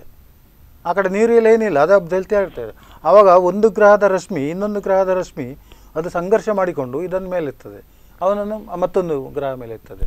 ಆವಾಗ ಈ ಕಿರಣಗಳು ನೇರವಾಗಿ ಎಲ್ಲೆಲ್ಲಿ ಶಕ್ತಿ ಸಾನ್ನಿಧ್ಯಗಳುಂಟೋ, ಅಂದರೆ ನಾವು ಈಗಿನ ಭಾಷೆಯಲ್ಲಿ ಮಿನರಲ್ಸ್ ಹೇಳ್ತೇವೆ, ಚಿನ್ನದ ಅಂಶಗಳು ಜಾಸ್ತಿ ಇರ್ತವೆ, ತಾಮ್ರದ ಅಂಶಗಳು ಜಾಸ್ತಿ ಇರ್ತವೆ, ಅಲ್ಲಿಗೆ ಪವರ್ ಜಾಸ್ತಿ ಬರ್ತದೆ. ಈಗ ಹಳೆ ಸಂಪ್ರದಾಯ ವಿಚಾರವೇ ಬಿಟ್ಟುಬಿಡಿ, ನಾವು ಈಗಿನ ಯುಗದ್ದು ಹೇಳುವ ಆ ರೀತಿಯಲ್ಲಿ ಅದು ಮ್ಯಾಗ್ನೆಟಿಕ್ ವೇವ್ಸ್ ಉಂಟಲ್ಲ, ಭೂಮಿ ಮೇಲೆ ಸ್ಪರ್ಶ ಆಗ್ತಾ ಇರ್ತದೆ. ಆವಾಗ ಇದನ್ನು ಸಹಿಸಿಕೊಳ್ಳುವಂಥ ಧಾರಣ ಶಕ್ತಿ ಯಾರಿಗೂ ಉಂಟು? ಸಾಮಾನ್ಯವಾಗಿ ನಮ್ಮ ದೇಶದಲ್ಲಿ ಪುರುಷರು ಅಂತ ಹೇಳ್ಬೋದು, ಸ್ತ್ರೀಯರಿಗೆ ಕಡಿಮೆ. ಯಾಕಂತ ಹೇಳಿದ್ರೆ ಅವಳು ತಾಯಿ ಆಗುವವಳು, ಅವಳಲ್ಲಿ ಇರುವಂಥ ಬಾಡಿ ಸ್ಟ್ರಕ್ಚರ್ನೊಳಗೆ ಇರುವಂಥ ವಿಚಾರವೇ ಬೇರೆ ಇರ್ತದೆ. ನೋಡಿ, ಶ್ರೀ ಸೂಕ್ತದಲ್ಲಿ ತುಂಬ ವಿವರಣೆ ಹೇಳಿದೆ. ವೇದಗಳಲ್ಲಿ ಪೂಜೆ ಮಾಡಿ ಅಂತ ಹೇಳಲಿಲ್ಲ, ಎಲ್ಲಿಯೂ ಹೇಳಲಿಲ್ಲ. ಅಲ್ಲಿ ಒಂದು ವಸ್ತುವಿನ ಮಹತ್ವವನ್ನು ಹೇಳಿದ್ದಾರೆ. ಹಿರಣ್ಯವರ್ಣ ಹರಣಿ ಸುವರ್ಣ ರಜಸಸ್ರಜ ಅಂತ ಹೇಳಿದ್ದಾರೆ. ಇಡೀ ಚಿನ್ನದ ಮಹತ್ವವನ್ನು ಕೊಟ್ಕೊಂಡು ಅದನ್ನು ವರ್ಣಿಸುತ್ತಾ ಹೋಗಿದ್ದಾರೆ. ಆವಾಗ ಒಂದು ವಸ್ತುವಿನ ವಿಶೇಷತೆಯನ್ನು ನಾವು ಹೇಳಿದಾಗ ನಮಗೆ ಪೂಜೆ ಮಾಡಬೇಕು ಅಂತೇಳಿ ಕಾಣಲಿಕ್ಕಿಲ್ವ, ಅದಕ್ಕೆ ಗೌರವ ಕೊಡಬೇಕು ಅಂತ ಕಾಣೋದಿಲ್ಲ. ಈಗ ಯಾರೋ ಒಬ್ಬರನ್ನು ನಿಮ್ಮನ್ನು ಇಂಟ್ರೊಡ್ಯೂಸ್ ಮಾಡ್ತೇವೆ, ನಿಮ್ಮ ಗುಣಗಾನವನ್ನು ಮಾಡ್ತೇನೆ, ಆಗ ಅವರು ಕೂಡ ಆಟೋಮ್ಯಾಟಿಕ್ಕಾಗಿ ನಮಸ್ತೆ ಅಂತ ಹೇಳ್ತಾರೆ. ಹಾಗೆ ವೇದಗಳಲ್ಲೆಲ್ಲ ಈ ವಿಶೇಷತೆಯನ್ನು ಹೇಳಿದರು. ನಂತರ ಏನಾಯಿತು, ಆಯಾ ಸಾನ್ನಿಧ್ಯಗಳಿಗೆ ಪೂಜೆ ಮಾಡಲಿಕ್ಕೆ ಹೋದರು. ಎಷ್ಟೋ ಸಾವಿರ ವರ್ಷಗಳಿಂದ ಹೋಗ್ತಾ ಇದ್ದಾರೆ. ಅವರಿಗೆ ಆ ಪೀಳಿಗೆಗೆ ಏನಾದರೂ ನಾಶ ಆಗಿರ್ತಿದ್ರೆ, ತೊಂದರೆ ಆಗಿರ್ತಿದ್ರೆ ಯಾರು ಹೋಗ್ತಿರ್ಲಿಲ್ಲ. ಯಾಕಂದ್ರೆ ನಾವೊಂದು ಗಮನಿಸಬೇಕು, ಇಷ್ಟು ವರ್ಷ ಬರದಂತಹ ಒಂದು ಅತಿವೃಷ್ಟಿ ಯಾಕೆ ಮೊನ್ನೆ ಬಂತು ಅನ್ನುವಂಥದ್ದು ಕೂಡ ಒಂದು ಗಮನಿಸಬೇಕು. ಇನ್ನೊಂದೆಡೆ ಈಗ ಮೊದಲೇ ಹೇಳಿದ್ರೆ ಗುರುಜಿ, ಏನಂದ್ರೆ ಕಾಶ್ಮೀರದಲ್ಲಿ ಕೂತ್ಕೊಂಡು ಹಿಮಾಲಯದಲ್ಲಿ ಕೂತ್ಕೊಂಡು ತಪಸ್ಸು ಯಾಕೆ ಮಾಡ್ತಾರೆ, ಇಲ್ಲಿ ಬಂದು ಮಾಡಬಾರ್ದಾ ಅಂತ. ಸೊ ಶಬರಿಮಲೆಗೆ ಯಾಕೆ ಹೋಗಬೇಕು ಬೇಡ ಅನ್ನೋದನ್ನ ಆ ಕಾಲದಲ್ಲೇ ತೀರ್ಮಾನ ಮಾಡ್ಕೊಂಡಿರ್ತಾರೆ. ಮಹಿಳೆಯರು ಹೋಗೋದಕ್ಕೂ ಹಲವು ಕಾರಣಗಳು ಇದ್ದೇ ಇರುತ್ತೆ. ಸುಖ ಸುಮ್ಮನೆ ಯಾಕಂದ್ರೆ ಕೇರಳ ದೇವರ ನಾಡು ಅಂತಾನೆ ಹೆಸರು ಪಡೆದಿರುವಂಥದ್ದು, ಸಾಕಷ್ಟು ದೇವಸ್ಥಾನಗಳಲ್ಲಿದೆ. ಯಾಕೆ ಶಬರಿಮಲೆಗೆ ಮಾತ್ರ ಹೋಗಬಾರ್ದು ಅನ್ನೋದು ಅದಕ್ಕೊಂದು ಕಟ್ಟಳೆಗಳು ಇದ್ದೇ ಇರುತ್ತೆ. ಸೊ ನಿಮ್ಮ ಪ್ರಕಾರ ಶಬರಿಮಲೆ ಯಾವ ತರ ಇರುತ್ತೆ? ಯಾಕಂದ್ರೆ ನಾವು ಒಂದು ಹೆಣ್ಣು ಮಗಳಾಗಿ ನಾವು ನೋಡಿಲ್ಲ. ಸೊ ಯಾವ ತರ ಇರುತ್ತೆ ಅನ್ನುವಂಥದ್ದು, ಅಂದ್ರೆ ಯಾಕೆ ಅಲ್ಲಿಗೆ ಹೋಗಕ್ಕೆ ಆಗಲ್ಲ, ಯಾಕೆ ಹುಡುಗಿಯರಿಗೆ ಅಷ್ಟು ಕಷ್ಟ ಪಡಬೇಕು, ಅದು ಯಾವ ತರ ಇರುತ್ತೆ ಅನ್ನುವಂಥದ್ದನ್ನು ಹೇಳೋದಾದ್ರೆ. ನೋಡಿ, ಒಂದು ವಿಚಾರ ಇದೆ. ಇದನ್ನು ನಿಮಗೆ ಇದರ ವಿವರಣೆ ಕೊಡಬೇಕಿದ್ರೆ ನಾನು ಒಂದು ಸಲ ಹೋಗಿದ್ದೇನೆ ಶಬರಿಮಲೆಗೆ, ಜ್ಯೋತಿಯನ್ನು ಕೂಡ ನೋಡಿದ್ದೇನೆ. ನಾನು ಆ ಸಮಯದಲ್ಲಿ ಅದನ್ನು ನೋಡಬೇಕು ಅಂತೇಳಿ ಹೋದ್ದು. ದೇವರನ್ನು ನೋಡ್ಲಿಕ್ಕೆ ಖಂಡಿತ ನಾನು ಹೋಗಲಿಲ್ಲ. ಸುರಿಗೆ ಹೋದದ್ದು ಎಲ್ಲ ಸ್ಥಿತಿಗೆ. ಅಲ್ಲ, ಇನ್ನೊಂದು ವಿಷಯ ಹೇಳ್ಬೋದು ಸರ್, ಮಕರ ಜ್ಯೋತಿ ಅನ್ನುವಂಥದ್ದು ಜನವರಿ 14ಕ್ಕೆ ಬರುತ್ತೆ, 14-15ಕ್ಕೆ ಬರುತ್ತೆ. ಯಾಕೆ ಫೆಬ್ರವರಿಯಲ್ಲಿ ಬರಬಾರ್ದಾ, ಮಾರ್ಚ್ ಅಲ್ಲಿ ಬರಬಾರ್ದಾ? ಹೌದು, ಅದು ಹಲವರ ಪ್ರಶ್ನೆ. ಆಂಗಲ್ ಅದು ಆ ಆಂಗಲ್ ನಲ್ಲಿ ಆ ಲೆಕ್ಕಾಚಾರದಲ್ಲಿ ಕಾಣ್ತದೆ. ಈಗ ಶಬರಿಮಲೆಯಲ್ಲಿ ಆ ದೇವತಾ ಸಾನ್ನಿಧ್ಯ, ಅಲ್ಲಿ ಆ ಮೂರ್ತಿಯನ್ನು ನೋಡುವಾಗಲೇ ನಮ್ಮ ಮೈ ಮೇಲೆ ಒಂದು ವೈಬ್ರೇಟ್ ಆಗ್ತದೆ. ಇನ್ನೊಂದು ಬಹಳ ಪ್ರಾಮುಖ್ಯ ವಿಚಾರ ಹೇಳ್ತೇನೆ ನೋಡಿ. ಈ ಸ್ತ್ರೀಯರು ಸ್ಮಶಾನಕ್ಕೆ ಹೋಗಬಾರ್ದು ಅಂತ ಹೇಳ್ತಾರೆ. ಯಾರು ಅವರ ಹಿರಿಯ ಸತ್ತದ್ರೆ ಸುಡುವುದನ್ನು ನೋಡಬಾರ್ದು ಅಂತ ಹೇಳಿ. ಯಾಕೆ ನೋಡಬಾರ್ದು ಅಂತ ಹೇಳಿದರೆ, ದೇ ಆರ್ ಮೋಸ್ಟ್ ಸೆಂಟಿಮೆಂಟಲ್. ಆ ಸೆಂಟಿಮೆಂಟಾಲಿಟಿ ಏನಾದರೂ ಅವರಲ್ಲಿ ಉಳ್ಕೊಂಡು ಬಿಟ್ರೆ, ಮತ್ತು ಅವಳು ಪುರುಷನಿಗಿಂತ ಜಾಸ್ತಿ ಸ್ತ್ರೀ ತಪಸ್ವಿ, ಅವಳೆಲ್ಲ ಬಿಟ್ಟು ಬಿಡ್ತಾಳೆ, ನನಗೆ ಯಾವುದು ಬೇಡ ಅಂತೇಳಿ. ಹಾಗಾಗಿ ಇಂಥ ಸಾನ್ನಿಧ್ಯಕ್ಕೆ ಸ್ತ್ರೀಯರು ಹೋಗಿಬಿಟ್ರೆ, ಅವರು ಭಾವಪರವಶ ಆಗಿ ಬಿಟ್ಟರೆ ಬರುವಾಗ ಸನ್ಯಾಸಿಯಾಗಿ ಬಿಡ್ತಾರೆ, ಯಾವುದು ಬೇಡ ಅಂತೇಳಿ. ಆ ವೈಬ್ರೇಷನ್ ಪ್ರಭಾವ ಅದು. ನಮಗೆ ಇದನ್ನ ಬಹುಶಃ ಅಂಥದ್ದು ಆಗಿದ್ದಿರ್ಬೋದು ಹಿಂದೆ. ನಮಗೆ ಅರ್ಥ ಮಾಡ್ಕೊಳ್ಳಿಕ್ಕೆ ಗೊತ್ತಿಲ್ಲ. ಅಂದ್ರೆ ನಾವು ಹೇಗೆ ಅಂದ್ರೆ ಕಣ್ಣು ಮುಚ್ಚಿ ಕುರಿ ಹಾರಿದಾಗೆ ಮಾಡ್ಕೊಂಡು ಬಂದಿದ್ದೇವೆ. ಬಹುಶಃ ಅದು ನಮ್ಮ ತಪ್ಪಿರ್ಬೋದು. ಇವ್ರು ಹೇಳಿದಾಗೆ ಎಳ್ಳು ನೀರು, ಪಿಂಡ ಬಿಡುವಾಗ ಎಳ್ಳು ನೀರು, ಎಳ್ಳನ್ನ ಹೆಣ್ಣು ಮಕ್ಕಳು ಕೈಗೆ ತಗೊಳ್ಳೋ ಹಾಗಿಲ್ಲ ಅಂತ ಇದೆ. ಯಾಕೆ ಅಂತ ಹೇಳಿದ್ರೆ ಅದು ಎನರ್ಜಿಯನ್ನ ಹೊರಗಡೆ ಪಾಸ್ ಮಾಡ್ತದೆ. ನಮ್ಮಲ್ಲಿ ಅಷ್ಟು ನಾವು ಗಟ್ಟಿತನ ಅಂತ ಇರುವುದಿಲ್ಲ ಹೆಣ್ಣು ಮಕ್ಕಳಲ್ಲಿ, ಸಾಫ್ಟ್ ನೇಚರ್. ಅದಕ್ಕೆ ನಿಮ್ಮ ಮಾತಿಗೆ ಇನ್ನೊಂದು ಕುಹಕ ಮಾತಾಡ್ಬೋದು, ಎಳ್ಳನ್ನ ಹೆಂಗಸರು ತಗೊಳ್ಳುವಾಗಿಲ್ಲ, ನೀವು ಅಡಿಗೆ ಮಾಡುದಿಲ್ಲ ಅಂತ ಹೇಳಿ. ಅಂದ್ರೆ ತರ್ಪಣ ಬಿಡುವಾಗ ಅದೇ ಸಾಂದರ್ಭಿಕತೆ ನೋಡಿಕೊಳ್ಬೇಕು ಅಂತ ಹೇಳಿ. ಅಂದ್ರೆ ಆ ತರ ಇದೆ ಹೆಣ್ಣು ಮಕ್ಕಳ. ಈಗ ಸೋನೋಗ್ರಫಿ ಮಾಡ್ತಾರೆ, ಆಸ್ಪತ್ರೆಗೆ ಕರ್ಕೊಂಡೋಗಿ ಸೋನೋಗ್ರಫಿ ಪದೇ ಪದೇ ಮಾಡಬಾರ್ದು ಅಂತ ಡಾಕ್ಟರ್ ಹೇಳ್ತಾರೆ. ಯಾಕೆ ಮಾಡಬಾರ್ದು? ಮಗುವಿಗೆ ಎಫೆಕ್ಟ್ ಆಗ್ತದೆ, ಹೊಟ್ಟೆಲಿರುವ ಮಗುವಿಗೆ ಅಂತ. ಇದನ್ನ ಶಬರಿಮಲೆ ದೇವಸ್ಥಾನ ಅಂತಲ್ಲ, ನಾನು ತುಂಬಾ ದೇವಸ್ಥಾನಕ್ಕೆ ಹೋದಾಗ ನಮಗೆ ಧಾರಣೆ ಮಾಡ್ಕೊಳ್ಳಿಕ್ಕೆ ಶಕ್ತಿ ಇದ್ರೆ ಆ ವೈಬ್ರೇಷನ್ ಬಿಂಬದಿಂದ ನಮ್ಮನ್ನ ತಲುಪ್ತದೆ.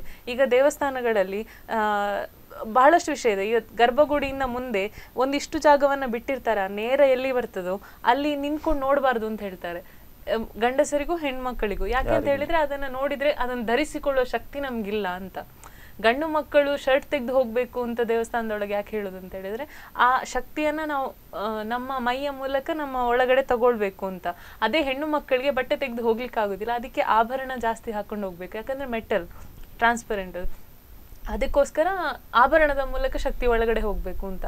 ಇದನ್ನ ನಾವು ಅರ್ಥ ಮಾಡ್ಕೊಳ್ಳಿಕ್ಕೆ ಸೋತಿದ್ದೇವೆ. ಈಗ ನೀವಾಗ್ಲೇ ಹೇಳಿದೆ, ವೇದಗಳಲ್ಲಿ ಮೂರ್ತಿ ಪೂಜೆಯನ್ನು ಹೇಳಲಿಲ್ಲ.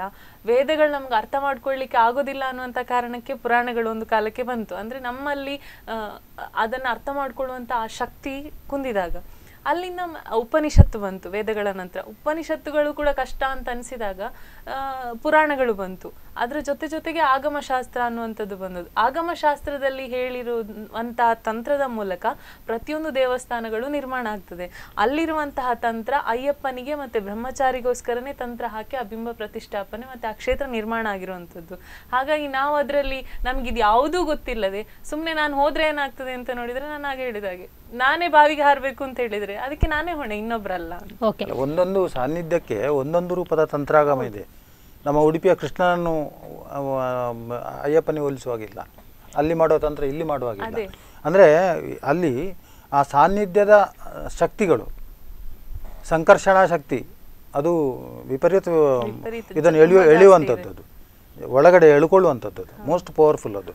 ಇನ್ನು ಪ್ರದ್ಯುಮ್ನ ಶಕ್ತಿ ಸ್ಪ್ರೆಡ್ ಆಗಿರುವಂಥದ್ದು, ಅದು ರಾಜರಿಗೆಲ್ಲ ಇರಬೇಕು. ಇನ್ನು ಅನಿರುದ್ಧ ಶಕ್ತಿ ಅದು ಆ್ಯಕ್ಚುಲಿ ಇರಬೇಕಾದದ್ದು ಬ್ರಾಹ್ಮಣರಿಗೆ ಅಥವಾ ಬಾಕಿಯವರಿಗೆ ಇರಬೇಕು.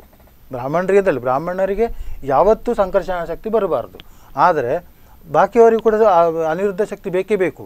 ಯಾಕೆಂದರೆ ಅವನು ಮನುಷ್ಯನಲ್ವ, ಅವನಿಗೆ ಒಂದು ತಾಳ್ಮೆ, ಸೌಜನ್ಯ ಇದೆಲ್ಲ ಬೇಡ, ಅದು ಬೇಕಾಗ್ತದೆ. ಆದರೆ ಆ ಯುದ್ಧ ಕ್ರಿಯೆಗಳಿಗೆ ಸಂಕರ್ಷಣ ಶಕ್ತಿ ಜಾಸ್ತಿ ಬೇಕಾಗ್ತದೆ. ಅದೇ ನಿಮ್ಮ ಗಡ್ಡಿಯಲ್ಲಿರುವಂಥ ಸೋಲ್ಜರ್ಸಿಗೆ ಪೂರ್ತಿ ಅನಿರುದ್ಧ ಶಕ್ತಿ ಬಂದರೆ ಅವರೇನು ಮಾಡ್ಯಾರು, ಸುಮ್ಮನೆ ಕೈಗಟ್ಟಿ ಕೂತ್ಕೊಂಡಾರು ಆ ಕಡೆಯಿಂದ ಶತ್ರುಗಳು ಬರಲಿ ಅಂತೇಳಿ. ಹೌದು, ಖಂಡಿತ. ಅವಾಗ ಅಲ್ಲಿ ಸಂಕರ್ಷಣ ಶಕ್ತಿ ಬೇಕು. ಬಹುಶಃ ಇಡೀ ದೇಶದಲ್ಲಿ ಆ ತಂತ್ರದಲ್ಲಿ ಕಟ್ಟಿರುವಂತ ದೇವಸ್ಥಾನ ಅದೊಂದೇ ಅಯ್ಯಪ್ಪನ ದೇವಸ್ಥಾನ. ಹಾಗಾಗಿ ಮಾತ್ರ ಆ ಕ್ಷೇತ್ರಕ್ಕೆ ಮಹಿಳೆಯರಿಗೆ ಹೋಗ್ಬಾರ್ದು ಅನ್ನುವಂಥದ್ದನ್ನ, ಅದು ಮುನ್ನೆಚ್ಚರಿಕೆ, ನಿಷೇಧ ಅಲ್ಲ. ಬಹುಶಃ ನಾವು ಅದನ್ನ ತಪ್ಪಾಗಿ ಹೇಳಿ ಹೇಳಿ ಹೇಳಿ ಇವತ್ತು ಈ ಪರಿಸ್ಥಿತಿಗೆ ಬಂದು ತಲುಪಿದ್ದೇವೆ ಅಂತ. ಅಲ್ಲ, ಮುಂದಿನ ಭಾಗ ನಾನು ಹೇಳ್ತೇನೆ. ಅಲ್ಲಿ ನನಗೆ ನನ್ನ ಸಂಶೋಧನೆ ಪ್ರಕಾರ ಕೆಲವು ವಿಚಾರ ಇದೆ. ಶಬರಿಮಲೆ ಅಯ್ಯಪ್ಪ, ಆಮೇಲೆ ಈ ಬದಿಯಲ್ಲಿ ಕೂರ್ಮಗಡಿ ಅಂದರೆ ಧನುಷ್ಕೋಡಿಯಿಂದ. ಸರ್, ಇದ್ರ ಬಗ್ಗೆ ಮಾತಾಡೋಣ ಸರ್, ಯಾಕಂದ್ರೆ ತುಂಬಾ ಒಂದು ವಿಸ್ತೃತವಾಗಿ ಹೇಳಿದ್ರೆ ಜನರಿಗೂ ಅರ್ಥ ಆಗುತ್ತೆ. ಮತ್ತೆ ಏನಂದ್ರೆ ಈಗ ಕನ್ಫ್ಯೂಷನ್ ಇದೆ, ನಾವು ಹಳೆ ಕಾಲದಲ್ಲಿ ಇಲ್ಲ, ಹೊಸ ಯುಗಕ್ಕೆ ಕಾಲಿಟ್ಟಿದ್ದೀವಿ, ಹಳೆಯದು ಬೇಕಾ, ಅಲ್ಲಿ ಕತೆ ಇದೆಯಾ ಅನ್ನೋ ಒಂದು ಕೆಲವರ ವಿತಂಡವಾದಗಳು ಕೂಡ ಇದ್ದೇ ಇರುತ್ತೆ. ಸೊ ಇದಕ್ಕೆಲ್ಲ ಧಾರ್ಮಿಕ ನೆಲೆಯಲ್ಲಿ ನಾವು ಉತ್ತರ ಕೊಟ್ಟರೆ ಅವರಿಗೂ ಸ್ವಲ್ಪ ಅರ್ಥ ಆಗುತ್ತೆ ಅನ್ನುವಂಥದ್ದು ನಮ್ಮದೊಂದು ಕಳಕಳಿ ಕೂಡ. ನೋಡ ಸರ್, ಮತ್ತೆ ನಿಮ್ಮ ಜೊತೆ ಮತ್ತಷ್ಟು ಮಾತುಕತೆ ಮುಂದುವರಿಸ್ತೀನಿ. ಅದಕ್ಕಿಂತ ಮುಂಚೆ ಸುಪ್ರೀಂ ಆರ್ಡರಲ್ಲಿ ಮತ್ತೊಂದು ಬ್ರೇಕ್.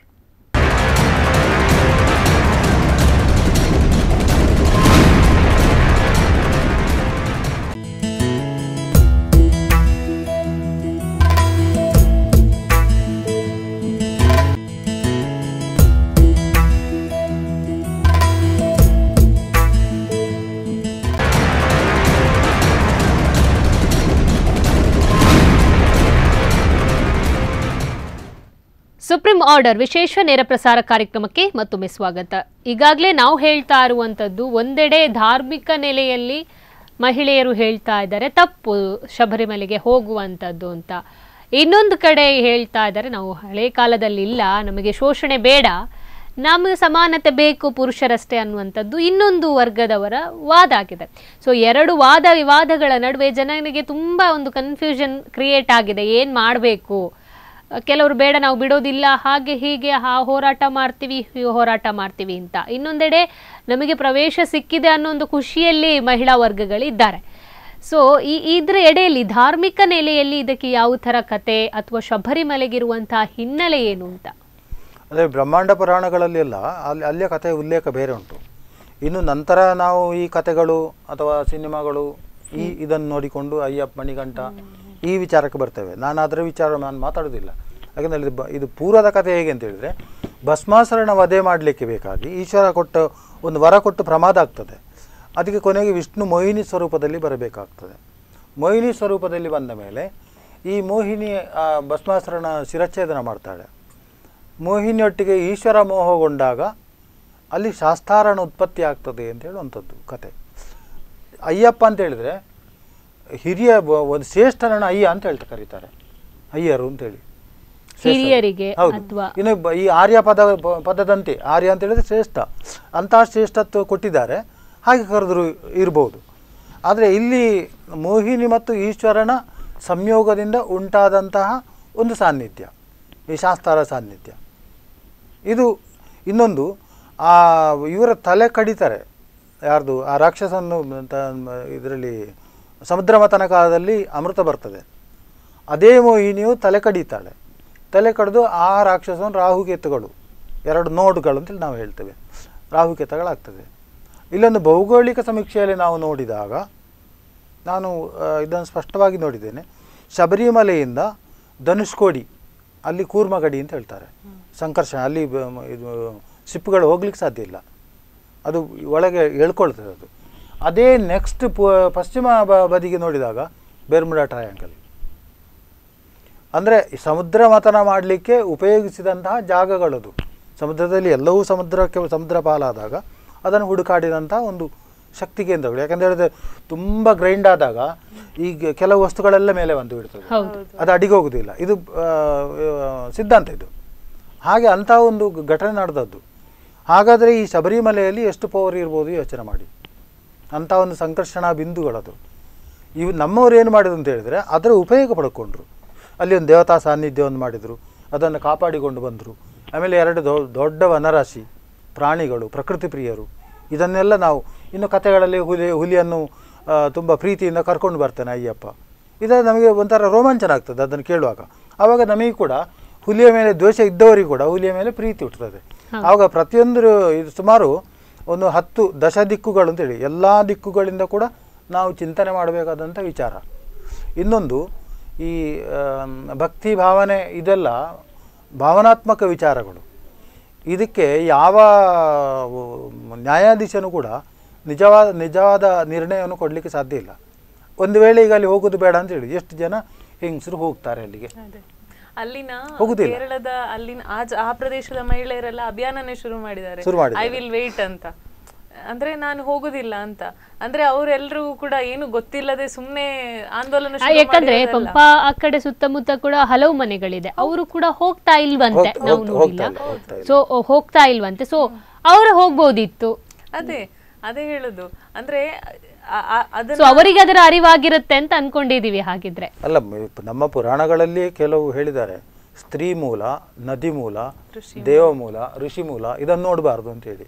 ವೇದವ್ಯಾಸರು ಯಾರು? ಪ್ರತಿಯೊಂದು ಇದನ್ನು ನೋಡಿ, ಸೀತೆ ಏನಾಗಿತ್ತು, ಸೀತೆಗೆ ಏನಾಗಿತ್ತು, ದ್ರೌಪದಿಗೆ ಏನಾಗಿತ್ತು, ನಾವು ಇದನ್ನು ನೋಡೋದಲ್ಲ, ಅವರಿಂದ ಜಗತ್ತಿಗೆ ಏನು ಕೊಟ್ಟಿದ್ದಾರೆ ಅದನ್ನು ನಾವು ನೋಡಿಕೊಂಡು ಹೋಗುವಂಥದ್ದು. ಇಲ್ಲಿ ಈಗ ಏನು ಮಾಡಿದ್ದಾರೆ ಅಂತ ಹೇಳಿದ್ರೆ ಅದನ್ನು ಪುನಃ ತಿರುಗಿಸಿ ನೋಡುವಂಥದ್ದು. ನೋಡಿ, ನಿಮಗೆ ಇನ್ನೊಂದು ವಿಚಾರ ಹೇಳ್ತೇನೆ. ಇದು ಯಾಕಂದ್ರೆ ಒಂದು ಎಕ್ಸ್ಪರಿಮೆಂಟ್ ಮಾಡುವುದಾ ಅಂತ ಅನಿಸುತ್ತೆ. ಇದರಲ್ಲಿ ಮಾಡಬಾರ್ದು, ಇದು ಇಂಥದ್ರಲ್ಲಿ ಮಾಡಬಾರ್ದು. ಈ ತಿರುವನಂತಪುರಂನಲ್ಲಿ ಅಲ್ಲಿ ಆ ನಿಧಿ ಶೋಧನೆ ಮಾಡಿದ್ರು. ಯಾಕೆ ಮಾಡಬೇಕಾಗಿತ್ತು? ಆ ನಿಧಿಯ ನಮಗೆ ಸರ್ಕಾರ ನಡೆಸಲಿಕ್ಕೆ ಬೇಕದು. ನಮ್ಮ ಹತ್ರ ಬೇರೆ ನಿಧಿ ಇಲ್ವಾ? ಹ್ಯೂಮನ್ ಸೋರ್ಸ್ ಉಂಟು, ನ್ಯಾಚುರಲ್ ಸೋರ್ಸ್ ಬೇಕಾದಷ್ಟು ಉಂಟು. ಅಡಿಯಿಂದ ಯಾಕೆ ತೆಗೆಯುವುದು? ಅದು ಸಾಂಪ್ರದಾಯಿಕವಾಗಿ ನಮ್ಮ ಮೇಲೆ ದಾಳಿ ನಿರಂತರವಾಗಿ ಅದರ ಪರಿಣಾಮ ಪ್ರಳಯದ ಸ್ವರೂಪದಲ್ಲಿ ಬಂತು. ಅಂದ್ರೆ ಅದು ನೇರ ಅನಂತ ಪದ್ಮನಾಭನ ಕೆಳಗಡೆ ಇರುವುದೇ ಸಮುದ್ರ. ಸಮುದ್ರ ಅಲ್ಲಿ ತನಕ ಇದೆ. ಅದನ್ನ ನಮಗೆ ಅರ್ಥ ಆಗುದಿಲ್ಲ ಅಂತ ಹೇಳಿದ್ರೆ ಇಲ್ಲ ಅಂತ ಹೇಳುದು ಅದು ನಮ್ಮ ಆದ್ರೆ ಇನ್ನೂ ಒಂದು ಇದನ್ನ ತೆಗ್ದಿಲ್ಲ, ಓಪನ್ ಮಾಡಿಲ್ಲ. ಅದು ಮತ್ತೆ ಭಯದಲ್ಲಿ ಮುಚ್ಚಿದೆ. ಎಷ್ಟು ಸುವರ್ಣದ ಸಾನ್ನಿಧ್ಯ ಜಾಸ್ತಿ ಉಂಟಾ ಅಲ್ಲಿಗೆ ದೇವತಾಕರ್ಷಣೆ ಜಾಸ್ತಿ, ಭಕ್ತರು ಜಾಸ್ತಿ. ನೀವು ಸುಬ್ರಹ್ಮಣ್ಯ ಅಂತ ಕೊಳ್ಳಿ, ತಿರುಪತಿ ಅಂತ ಕೊಳ್ಳಿ, ಅಲ್ಲಿ ಅಡಿಯಲ್ಲಿ ಇರುವಂಥದ್ದು ಕಂಪ್ಲೀಟ್ ಸ್ವರ್ಣಮಯ. ಅಲ್ಲಿಗೆ ಜಾಸ್ತಿ ಬರ್ತವೆ, ತುಂಬ ಪರಿಮಳದ ಹೂ ಬಿಡುವಾಗ ದುಂಬಿಗಳು ಎಲ್ಲಿಂದೆಲ್ಲ ಓಡಿ ಬರ್ತವೆ. ಅದೇ ರೀತಿಯಲ್ಲಿ ಸಾನ್ನಿಧ್ಯಗಳು ಅಲ್ಲಿಗೆ ಬರ್ತವೆ. ಅಲ್ಲಿ ಹೋಗಿ ನಾವೇನಾದರೂ ದೇವರಿಗೆ ಪ್ರಾರ್ಥನೆ ಮಾಡಿದರೆ, ಇನ್ನೊಂದು ವಿಚಾರ ಇದೆ, ನಾನು ದೇವರಲ್ಲಿಗೆ ಹೋಗೋದು ಯಾಕೆಂತ ಹೇಳಿದರೆ ನನಗೆ ಮಕ್ಕಳನ್ನು ಕೊಡಪ್ಪ, ಹಣ ಕೊಡಪ್ಪ, ಖಂಡಿತ ಅದು ಸಹ ಬಹಳ ತಪ್ಪು. ಆ ವಿಚಾರದಲ್ಲಿ ಹೋಗಿಯೇ ನಾವು ಎಡವಿ ಬೀಳುವಂಥದ್ದು. ದೇವರ ಸಾನ್ನಿಧ್ಯನ ಉಳಿಸುವುದಷ್ಟೇ, ಒಂದು ದೀಪವನ್ನು ಚೆನ್ನಾಗಿ ಉಳಿಸುವುದಷ್ಟೇ. ಅದರಿಂದ ನಾವು ಬೆಳಕು ಪಡ್ಕೊಳ್ಬೋದು, ಏನು ಪಡ್ಕೊಳ್ಬೋದು. ಆದರೆ ವ್ಯುತ್ಕ್ರಮವಾಗಿ ಈಗೇನು ಮಾಡಿದೆ ಅಂತ ಹೇಳಿದ್ರೆ, ಚಿನ್ನದ ಮೊಟ್ಟೆ ಇಡುವಂಥ ಕೋಳಿ ಅಥವಾ ಹೊಟ್ಟೆಯನ್ನು ಬಗೆದು ಬಿಡು, ಎಲ್ಲ ಬಂದು ಬಿಡು ಅಂತೇಳಿ ಆ ರೀತಿಯ ಒಂದು ವಿಕೃತ ಮನೋಭಾವನೆಗೆ ಟರ್ನ್ ಆಗಿದ್ದಾರೆ. ಹಾಗೆ ಎಲ್ಲರೂ ಟರ್ನ್ ಆಗಿದೆ ಅಂತ ಹೇಳೋದಿಲ್ಲ, ಕೆಲವೊಂದು ವ್ಯಕ್ತಿಗಳು ಅದು ಹೇಗೆ ಟರ್ನ್ ಆಗಿದ್ದಾರೆ ಅಂತ ಹೇಳಿದರೆ, ಈಗ ನೀವು ಅಲ್ಲಿ ಈ ಬಗ್ಗೆ ವಾದ ಮಾಡುವವರು ಇರ್ತಾರೆ, ಹೋದರೆ ಏನಾದೀತು ಅಂತೇಳಿ ಅವರನ್ನೊಮ್ಮೆ ನೋಡಬೇಕು, ಅವರ ದಿನನಿತ್ಯ ನಡವಳಿಗಳು ಹೇಗಿರ್ತದೆ ಅಂತೇಳಿ 10 ಗಂಟೆಗೆ ಹೇಳ್ಬೋದು. ಮೊನ್ನೆ ಶಬರಿಮಲೆ ತೀರ್ಪು ಬಂದಾಗ ಮಹಿಳಾ ಹೋರಾಟಗಾರ್ತಿ ಅಂತೆಲ್ಲ ಅವರನ್ನು ಸನ್ಮಾನ ಮಾಡಿದ್ರು, ಅದು ವಿಡಿಯೋ ಬಂದಿತ್ತು. ಆ ಸನ್ಮಾನ ಮಾಡಿಸಿಕೊಂಡದ್ದು ಯಾರು, ಮಾಡಿದ್ಯಾರು? ಆ ಮಾಡಿಸಿಕೊಂಡವಳಿಗೆ ಡ್ರಿಂಕ್ಸ್ ಮಾಡದೆ ದಿನ ನಿದ್ದೆ ಬರುವುದಿಲ್ಲ ಅಂತವಳಿಗೆ ದೇವಸ್ಥಾನ ಪ್ರವೇಶದ ಅದು ಯಾವ ತರ ಕ್ರೇಜಿ ಆಗ್ಬಿಟ್ಟಿದೆ ಅಂದ್ರೆ, ಈ ವೃತ್ತ ಎಲ್ಲ ಅವರ ಮೈಂಡ್ ಸೆಟ್ ಹೆಂಗಿರ್ಬೋದಂದ್ರೆ, ನಮ್ಮ ಪ್ರಕಾರ ಹೇಳೋದಾದ್ರೆ ನಾವೊಂದು ಹೇಳಿಕೆ ಮಾತ್ರ ಅದು ಈ ತರ ಅಂತ. ದಿನ ನಾವು ಈಗ ನಾರ್ಮಲ್ ಆಗಿ ಟೆಂಪಲ್ಗೆ ಹೇಗೆ ಹೋಗ್ತೀವಿ, ಕೈ ಮುಕ್ಕೊಂಡು ಹೋಗಿ ಬರ್ತಿದೀವಿ, ಅದೇ ತರ ಶಬರಿಮಲೆ ಅಂತ ಅನ್ಕೊಂಡಿರ್ಬಹುದೇನು. ಅಲ್ಲ, ಮತ್ತೆ ಅವರಿಗೆ ಏನಂದ್ರೆ ಅವರಿಗೆ ಹಣದ ಹುಚ್ಚು, ಹೆಸರಿನ ಹುಚ್ಚು ಏನೋ ಇರ್ತದೆ. ಅಂದ್ರೆ ಒಟ್ಟು ಸುದ್ದಿ ಮಾಡ್ಬೇಕು ಅಂತ ಇಂಥದೆಲ್ಲ ಅವ್ರ ಕೈಗೆ ತಗೊಳ್ಳುದು. ಯಾಕಂತ ಹೇಳಿದ್ರೆ ಈಗ ನನ್ನದೊಂದು ಪ್ರಶ್ನೆ, ಅಲ್ಲಿ ಓಕೆ ಮಾತಾಡ್ತೀನಿ ಮೇಡಮ್. ಈಗ ಕಾಲರ್ ಒಬ್ರು ರೆಡಿ ಇದ್ದಾರೆ. ಹಲೋ ಹಲೋ ಹಲೋ, ನಮಸ್ತೆ ಸರ್, ನಿಮ್ಮ ಹೆಸರು, ಎಲ್ಲಿಂದ ಕರೆ ಮಾಡಿದ್ದೀರಾ? ಮೇಡಮ್ ನಮಸ್ಕಾರ, ಸಂತೋಷ್ ಅಂತ ಮೊಳಹಳ್ಳಿ ಕುಂದಾಪುರದಿಂದ ಮಾತಾಡ್ತಾ ಇರೋದು. ಓಕೆ, ಇವತ್ತಿನ ವಿಷಯ ಗೊತ್ತಿರ್ಬೋದು, ಶಬರಿಮಲೆ ಎಂಟ್ರಿಗೆ ಯಾವ ತರ ಒಂದು ಪರ ವಿರೋಧದ ಮಾತುಗಳು ಕೇಳಿ ಬರ್ತಾ ಇದೆ ಅಂತ ನಿಮ್ಮ ಅಭಿಪ್ರಾಯ ಏನು ಸರ್? ಮೊದಲಿಗೆ ಮೇಡಮ್, ಈ ವಿಷಯಕ್ಕೆ ಸಂಬಂಧಪಟ್ಟಂತೆ ಹೇಳ್ಬೇಕಂತ ಹೇಳಿದ್ರೆ, ಶಬರಿಮಲೆ ಅಯ್ಯಪ್ಪ ಸನ್ನಿಧಾನ ಏನಿದೆ, ಹಲವಾರು ಇತಿಹಾಸಗಳನ್ನ ಹೊಂದಿರುವಂತಹ ದೇವಸ್ಥಾನಗಳಲ್ಲಿ ಒಂದು. ಇನ್ನೊಂದೇಂತ ಹೇಳಿದ್ರೆ, ಸುಪ್ರೀಂ ಕೋರ್ಟ್ ಏನು ಅಂತಕ್ಕಂಥದ್ದು ಈ ಒಂದು ಮಹತ್ತರ ತೀರ್ಪೇನು ಕೊಟ್ಟಿದೆ, ಅದಕ್ಕೆ ನಾವು ತಲೆ ಬಾಗ್ಬೇಕಾಗತ್ತೆ. ಇನ್ನೊಂದು ಅರ್ಥದಲ್ಲಿ ಅಂತ ಹೇಳಿದ್ರೆ, ಸಂಸ್ಕೃತಿಯ ನಿಟ್ಟಿನಲ್ಲಿ ನೋಡ್ಬೇಕಂತ ಹೇಳಿದ್ರೆ, ಮಹಿಳೆಯರಿಗೆ ಕಡಾಖಂಡಿತವಾಗಿ ಶಬರಿಮಲೆ ಪ್ರವೇಶ ನಿಷಿದ್ಧವಾಗುವುದು ನಿಜವಾಗ್ಲೂ ಒಳ್ಳೇದೆ. ಯಾಕೆಂತ ಹೇಳಿದ್ರೆ, ಒಂದು ಏಜ್ ಲಿಮಿಟ್ ಅನ್ನ ದೇವಸ್ಥಾನ ಆಡಳಿತ ಮಂಡಳಿಯವರು ಮಾಡ್ಕೊಂಡಿದ್ದಾರೆ. ಅದೇನಿದೆ ಹಿಂದಿನ ಕಾಲದಿಂದಲೂ ಕೂಡ ಅದೊಂದು ಸಂಸ್ಕೃತ ಪೂರ್ವಕವಾಗಿ ನಡ್ಕೊಂಡು ಬಂದಂತಹ ಒಂದು ಪದ್ಧತಿ. ಆ ಪದ್ಧತಿಯನ್ನ ಅಲ್ಲೆಗಳುವುದು ನಿಜವಾಗೂ ಅಕ್ಷರಶಃ ತಪ್ಪು. ಇನ್ನೊಂದೇನಂತ ಹೇಳಿದ್ರೆ, ದೇವಸ್ಥಾನ ಅಥವಾ ದೈವ ಮಂದಿರಗಳಿಗೆ ತನ್ನದೇ ಆದಂತಹ ಒಂದು ಇತಿಹಾಸ ಇದೆ. ಆ ಇತಿಹಾಸ ಪೂರ್ವಜರು ಮಾಡಿರುವಂತದ್ದು. ನಾವು ಇಂದು ನಿನ್ನೆ ಮಾಡಿಕೊಂಡು ನಾವು ಪ್ರವೇಶವನ್ನ ಮಾಡ್ತೀವಿ, ಶಬರಿಮಲೆಯ 18 ಮೆಟ್ಟಿಲುಗಳನ್ನ ಹತ್ತೀವಿ, ತುಪ್ಪದ ಕಾಯಿಯನ್ನ ತೆಗೆದುಕೊಂಡು ಹೋಗಿ ಅಲ್ಲಿಗೆ ತುಪ್ಪದ ಅಭಿಷೇಕವನ್ನ ಮಾಡ್ತೀವಿ. ಅದೇಕಂತ ಹೇಳಿದ್ರೆ ಇಲ್ಲಿ ಬೇರೆ ಬೇರೆ ಒಂದು ದಂತಕಥೆಗಳಿದೆ. ಯಾಕಂತ ಹೇಳಿದ್ರೆ ಕನ್ಯಾಸ್ವಾಮಿ, ಗುರುಸ್ವಾಮಿ, ಹೀಗೆ ಬೇರೆ ವಿಧಗಳಲ್ಲಿ ಭಕ್ತಿ ಪ್ರಧಾನವಾದಂತ ಸಂಸ್ಕೃತಿಯನ್ನ ನಾವು ಮಾಡ್ಕೊಂಡು ಬಂದಿದ್ದೀವಿ. ಅದನ್ನ ಬಿಟ್ಬಿಟ್ಟು ಇವಾಗ ಮಹಿಳೆಯರಿಗೆ ಪ್ರವೇಶ ಮಾಡಿರುವಂತದ್ದು ನಿಜವಾಗ್ಲೂ ಅಕ್ಷರಶಃ ತಪ್ಪೆ. ಯಾಕಂತ ಹೇಳಿದ್ರೆ ಮಹಿಳೆಯರು ಕೂಡ ಒಂದು ಸಂಸ್ಕೃತಿಗೆ ಅರ್ಹರಾದ್ರೂ ಕೂಡ ತಪ್ಪೆ ಅಂತ ಹೇಳೋದಕ್ಕಿಂತ ವಿಚಾರವಾಗಿ ಒಂದು ಕಥೆನೇ ಇದೆ. ಶಬರಿಮಲೆಗೆ ಮಹಿಳೆಯರು ಅವತ್ತಿನಿಂದನೂ ಕೂಡ ನಿಷೇಧವಿದೆ. ಅದನ್ನ ನಾವು ಹಿಂದಿನ ಪೂರ್ವದಲ್ಲಿ ಹೋಗ್ಬೇಕಾದ್ರು. ಇನ್ನಂತ ಹೇಳಿದ್ರೆ ಫ್ಯಾಷನ್ ಆಗ್ಬಿಟ್ಬಿಡುತ್ತೆ ಇದು. ಇವಾಗಿನ ನಾವು ಒಂದು ವರ್ಷದ 2 ವರ್ಷದ ಯೋಚನೆ ಅಲ್ಲ, ಮುಂದಿನ ಯೋಚನೆ ಅಂತ ತೆಗೆದುಕೊಳ್ಳಿ ನೀವು. ಇವತ್ತಿನ ದಿನಪತ್ರಿಕೆಯಲ್ಲಿ ನೋಡಿ, ಕರ್ನಾಟಕದ ಚಲನಚಿತ್ರ ನಟಿಯವರು ಕೂಡ ಶಬರಿಮಲೆ ಹೋಗ್ಲಿಕ್ಕೆ ರೆಡಿ ಇದ್ದಾರೆ ಅಂತಕ್ಕಂಥದ್ದು ಒಂದು ನಿಜವಾಗ್ಲೂ ಒಂದು ಕ್ರೇಜ್ ಆಗ್ಬಿಡುತ್ತೆ. ದೇವಸ್ಥಾನಗಳು ಏನಂತ ಹೇಳಿದ್ರೆ ಪುರಾಣ ಪ್ರಸಿದ್ಧ ಆದಂತಹ ದಂತಕಥೆಗಳು ಇರುವುದರಿಂದ, ಆ ದೇವಸ್ಥಾನಗಳಿಗೆ ತನ್ನದೇ ಆದಂತ ಇತಿಹಾಸ ಇರುವುದರಿಂದ ಅಲ್ಲಿ ಏನಾಗುತ್ತಂತೆ ಮಹಿಳೆಯರಿಗೆ ಪ್ರವೇಶ ಕೆಲವು ದೇವಸ್ಥಾನದಲ್ಲಿ ಇಂದಿಯೂ ಕೂಡ ಇಲ್ಲ. ನೀವು ಧರ್ಮಸ್ಥಳದಲ್ಲೆಲ್ಲ ನೋಡಿ, ಕೆಲವು ಪುರುಷರಿಗೆ ಪ್ರತ್ಯೇಕವಾಗಿ ಕಳಿಸುವಂತದ್ದು, ಅಲ್ಲಿ ಬಟ್ಟೆಗಳನ್ನ ಅಥವಾ ಬನಿಯಾನ್ಗಳನ್ನ ಬಿಚ್ಚಿ ಹೋಗ್ಬೇಕಂತದ್ದು. ಅದೇಕಂತ ಹೇಳಿದ್ರೆ ಹಿಂದಿನ ಒಂದು ಪೂರ್ವಜರು ಅಥವಾ ಹಿಂದಿನ ಒಂದು ಆಡಳಿತ ಮಂಡಳಿ ಇರ್ಬೋದು, ಧರ್ಮಾಧಿಕಾರಿಗಳು ಒಂದು ಪದ್ಧತಿಯನ್ನ ಅನುಸರಿಸಿದ್ದಾರೆ. ಅದನ್ನ ನಾವು ಮುರಿದು ಮುಂದೆ ಹೋಗ್ತೀವಿ ಅಂತದನ್ನು ನಮ್ಮ ಒಂದು ಬುದ್ಧಿಭ್ರಮೆ ಅಂತಾನೆ ಹೇಳ್ಬೇಕು. ಯಾಕಂತ ಹೇಳಿದ್ರೆ ನಾವೀಗ ಶಬರಿಮಲೆ ವಿಚಾರಕ್ಕೆ ಬಂದೆ ಅಂತ ಹೇಳಿದ್ರೆ, ಶಬರಿಮಲೆಗೆ ನಾವು ಅಲ್ಲಿ ಏನೋ ಬಾಬರ ಮಸೀದಿಯನ್ನ ಇದ್ ಮಾಡ್ಬಿಟ್ಟು ಅನಂತರ ಬಣ್ಣವನ್ನ ಹಚ್ಚಿ ಕುಣಿದು, ನಂತರ ನಾವು ಶಬರಿಮಲೆಯ ಪಂಪಾ ನದಿಯಲ್ಲಿ ಸ್ನಾನವನ್ನ ಮಾಡ್ಬಿಟ್ಟು ಆನಂತರ 18 ಮೆಟ್ಟಲನ್ನ ಹತ್ತಿ ಇರುಮುಡಿಯನ್ನ ಹೊತ್ತಿ ಮೇಲೆ ಸಾಗುವಂತಕ್ಕಂಥದ್ದು. ಯಾಕಂದ್ರೆ ಕಾಡು ದಾರದಲ್ಲೂ ಕೂಡ ನಾವು ಸಾಗಿ ಶಬರಿಮಲೆಯನ್ನ ಪ್ರವೇಶ ಮಾಡ್ತೀವಿ. ಅಂತಹ ಸಂದರ್ಭದಲ್ಲಿ ರಾತ್ರಿ ಸಮಯದಲ್ಲಿ ಕಾಡು ದಾರಿಯ ಸಂದರ್ಭದಲ್ಲಿ ಮಹಿಳೆಯರು ಕೂಡ ಯಾವ ಸುರಕ್ಷತಾ ದೃಷ್ಟಿಯಿಂದ ದೊಡ್ಡ ಪಾದವನ್ನ ಮಾಡಿಬಿಟ್ಟು ಶಬರಿಮಲೆ ಸೇರ್ತಾರೆ. ಇನ್ನೊಂದು ಅಂತ ಹೇಳಿದ್ರೆ, ರಾತ್ರಿಯ ಸಮಯದಲ್ಲಿ ದೊಡ್ಡ ಪಾದವನ್ನ ಮಾಡುವ ಸಂದರ್ಭದಲ್ಲಿ ಪಿರಿ ಅಂತಕ್ಕಂಥದ್ದು ಮಾಡಿರ್ತಾರೆ. ಅಲ್ಲಿ ನಾವು ಏನಾಗತ್ತೆ ಅಂತ ಹೇಳಿದ್ರೆ ಅಲ್ಲಿ ಸ್ಟೇ ಮಾಡಿಬಿಟ್ಟು ನಂತರ ಬೆಳಗಿನ ಜಾವ ಸ್ನಾನವನ್ನ ಮಾಡಿ ಮತ್ತೆ ಹೊರಡ್ಬೇಕಾಗತ್ತೆ. ಅಲ್ಲಿ ಯಾವುದೇ ರೀತಿಯ ಒಂದು ಸೇಫ್ಟಿ ಕೊಟ್ಟಿರ್ತಾರೆ ಅಲ್ವಾ. ಈ ಎಲ್ಲ ಕಾರಣಗಳಿಂದ ಮಹಿಳೆಯರಿಗೆ ಹಗಲು ಮಾತ್ರ ಬಿಡ್ತಾರ. ಹಾಗಾದ್ರೆ ಶಬರಿಮಲೆ ಆಡಳಿತ ಮಂಡಳಿಯ ಒಂದು ಇದ್ರ ಪ್ರಕಾರ ಹಗಲಿಗೆ ಮಾತ್ರ ಮಹಿಳೆಯರಿಗೆ ಪ್ರವೇಶವನ್ನ ಕೊಡ್ತಾರ, ಅಥವಾ ಈ ಎಲ್ಲ ಕಾರಣಗಳಿಂದ ಅದು ಮುಂದೊಂದು ದೊಡ್ಡ ಸಮಸ್ಯೆ ಉದ್ಭವ ಆಗಿ, ಯಾಕಂದ್ರೆ ನೀವು ಮೊದಲೇ ಗಮನಿಸಿರ್ಬೋದು, ತುಳಿತಿರ್ಬೋದು ಅಥವಾ ಬೆಟ್ಟ ಕುಸಿದಿರ್ಬೋದು.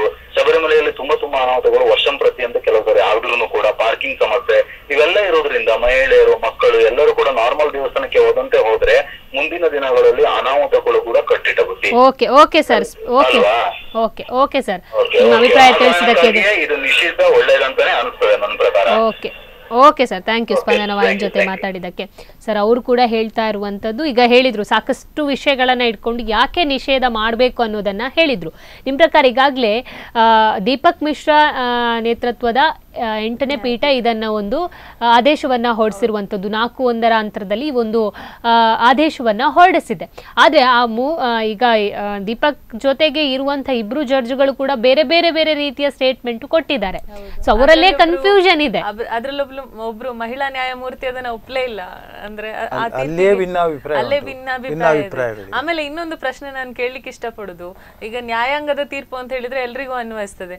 ಆ ಶಬರಿಮಲೆ ದೇವಸ್ಥಾನಕ್ಕೆ ಹೋಗುವಾಗ ಒಂದು ಸಂಪ್ರದಾಯ ಪರ್ಟಿಕ್ಯುಲರ್ ಆಗಿ ನಾವು ಅರ್ಥ ಮಾಡ್ಕೊಳ್ಬೇಕು. ಅಲ್ಲೊಂದು ವಾವರನ ಮಸೀದಿ ಅಂತ ಇದೆ, ವಾವರನ ಮಸೀದಿ ಹೋಗ್ಬೇಕು ಅಂತ ಒಂದು ನಂಬಿಕೆ ಬೆಳೆದು ಬಿಟ್ಟು ತುಂಬಾ ಜನ ಮಾಡ್ತಾ ಇದ್ದಾರೆ ಕೂಡ. ಹಾಗಿದ್ರೆ ಮಸೀದಿಗೆ ಮಹಿಳೆಯರ ಪ್ರವೇಶ ಇಲ್ಲ, ಏನ್ ಮಾಡ್ತಾರೆ? ಅದಕ್ಕೆ ಒಬ್ರು ಚಿತ್ರನಟಿ ಕೂಡ ಹೇಳಿದ್ರು, ಇದಕ್ಕೆ ಸಂಬಂಧಪಟ್ಟಂತ ಒಂದು ಹೇಳಿಕೆಯನ್ನ ಕೊಟ್ಟು ಸುಪ್ರೀಂ ಕೋರ್ಟ್ ಅದನ್ನ ಹೇಳುವಾಗ ಅದನ್ನ ಕರೆಕ್ಟ್ ಆಗಿ ಹೇಳ್ಬೇಕು. ಓಕೆ, ನೀವು ಹೇಳ್ತಾ ಇರೋದಕ್ಕೆ ನಾವೊಂದು ಕೂಡ ಹೇಳ್ತೀವಿ. ಇದಕ್ಕೆ ಸಂಬಂಧಪಟ್ಟಂತೆ ಖುಷ್ಬು ನಟಿ ಏನಿದ್ದಾರೆ ಅವರು ಕೂಡ ಒಂದು ಸ್ಟೇಟ್ಮೆಂಟ್ ಅನ್ನ ಕೊಟ್ರು. ನೀವು ಶಬರಿಮಲೆಗೆ ಎಂಟ್ರಿ ಕೊಡೋದಾದ್ರೆ ಮಸೀದಿಗೂ ಎಂಟ್ರಿ ಕೊಡಿ, ಯಾಕೆ ಕೊಡಲ್ಲ ಅನ್ನೋ ಪ್ರಶ್ನೆಯನ್ನ ಮಾಡಿದ್ರು. ಸೊ ಇದು ನಾವು ಯಾವುದೇ ಒಂದು ಧರ್ಮದ ವಿಚಾರ ಹೇಳ್ತಾ ಇಲ್ಲ, ಬರೀ ಶಬರಿಮಲೆ ಒಂದು ವಿಷಯದಲ್ಲಿ ಹೇಳೋದಾದ್ರೆ ಅಲ್ಲಿ ಕೂಡ ಬಾಬರ್ ಮಸೀದಿ ಇದೆ, ಅಲ್ಲಿಗೆ ಕೂಡ ಎಂಟ್ರಿ ಆಗ್ಲೇಬೇಕು. ಇದಕ್ಕೆ ಒಪ್ಕೋತಾರ ಜನರು? ಅಲ್ಲ, ಈಗ ನೀವು ಇದರ ಫಲ ಏನಾದೀತು ಅಂತ ಕೇಳಿದ್ರಲ್ಲ, ಈಗ ಅಲ್ಲೇ ಬಂತಲ್ಲ, ಖುಷ್ಬು ಮಸೀದಿಯ ವಿಚಾರ ಮಾತಾಡ್ತಾಳೆ. ಇಲ್ಲಿಗೆ ಸಂಘರ್ಷಗಳು ಜಾಸ್ತಿ ಆಗ್ತಾ ಹೋಗುದು, ಇದ್ದದ್ದು ಹಾಳಾಗುದಲ್ಲದೆ ಆಮೇಲೆ ಇವಳಿಗೂ ಒಂದು ಜಡ್ಜ್ಮೆಂಟ್ ಸಿಕ್ಕಿತು ಮಸೀದಿಯೊಳಗೆ ಹೋಗ್ಬೇಕು ಅಂತೇಳಿ. ಎಲ್ಲ ಕಡೆಯೂ ಧಾರ್ಮಿಕ ಕ್ಷೇತ್ರಗಳ ಮೇಲೆ ಒಂದು ರೀತಿಯ ದೌರ್ಜನ್ಯ ನಡೆದಾಗೆ ಆಗ್ತದೆ. ಅದು ಅವರವರ ಭಾವನೆಗೆ ಬಿಟ್ಟದ್ದು ವಿಚಾರ. ಸುಪ್ರೀಂ ಕೋರ್ಟ್ ಸ್ಪಷ್ಟವಾಗಿ ಹಳೆ ಒಂದು ತೀರ್ಪಲ್ಲಿ ಹೇಳಿದೆ, ಈಗ ಧರ್ಮದ ಒಳಗಡೆ ಸಾಮಾಜಿಕ ಪಿಡುಗು ಅಂತ ನಾವು ಅಥವಾ ದೇವದಾಸಿ ಪದ್ಧತಿ ಬಾಲ್ಯ ಅಂತದರಲ್ಲಿ ಇಂಟರ್ಫಿಯರ್ ಮಾಡಬಹುದು, ದೇವಸ್ಥಾನದ ಕ್ಷೇತ್ರದ ಪದ್ಧತಿಯ ಮೇಲೆ ಅಂದ್ರೆ ಆ ದೇವಸ್ಥಾನದ ಆ ನಿಯಮಗಳ ಪದ್ಧತಿಗಳ ದೃಷ್ಟಿಕೋನದಿಂದ ನೋಡ್ಬೇಕೇ ವಿನಃ ಅದರಲ್ಲಿ ನೀವು ಮಹಿಳೆಯರಿಗೆ ಪ್ರವೇಶ ಇಲ್ಲ, ಪುರುಷರಿಗೆ ಪ್ರವೇಶ ಇಲ್ಲ ಈ ದೃಷ್ಟಿಯಲ್ಲಿ ನೋಡುವ ಹಾಗಿಲ್ಲ. ಸುಪ್ರೀಂ ಕೋರ್ಟ್ ಅದಕ್ಕೆ ಇಂಟರ್ಫಿಯರ್ ಆಗುವ ಹಾಗಿಲ್ಲ ಅಂತ ಹಳೆ ತೀರ್ಪಲ್ಲಿ ಮೊದಲೇ ಇದೆ. ಇದು ಯಾರೋ ಒಬ್ರು ಅರ್ಜಿ ಸಲ್ಲಿಸಿದ್ರು, ಅರ್ಜಿಯಲ್ಲಿ ವಿಚಾರಣೆಯಲ್ಲಿ ಹೇಗೆ ಬಂತು ಅದರ ಪರವಾಗಿ ಅಂದ್ರೆ ಅದನ್ನೇ ನೋಡ್ಕೊಂಡು ಸುಪ್ರೀಂ ಕೋರ್ಟ್ ತೀರ್ಪು. ನಿಮ್ ಜೊತೆ ಮಾತಾಡ್ತೀನಿ ಸರ್. ಈಗ ಕಾಲರ್ ಒಬ್ರು ರೆಡಿ ಇದ್ದಾರೆ. ಹಲೋ, ನಮಸ್ತೆ ಸರ್, ಎಲ್ಲಿಂದ ಕರೆ ಮಾಡಿದ್ದೀರಾ? ನಿಮ್ಮ ಹೆಸರು? ಓಕೆ, ಎಲ್ಲಿಂದ ಕರೆ ಮಾಡಿದ್ದೀರಾ? ಓಕೆ, ನಿಮ್ಮ ಅಭಿಪ್ರಾಯ ಏನು ಸರ್ ಇವತ್ತಿನ ಟಾಪಿಕ್ ವಿಷಯದಲ್ಲಿ?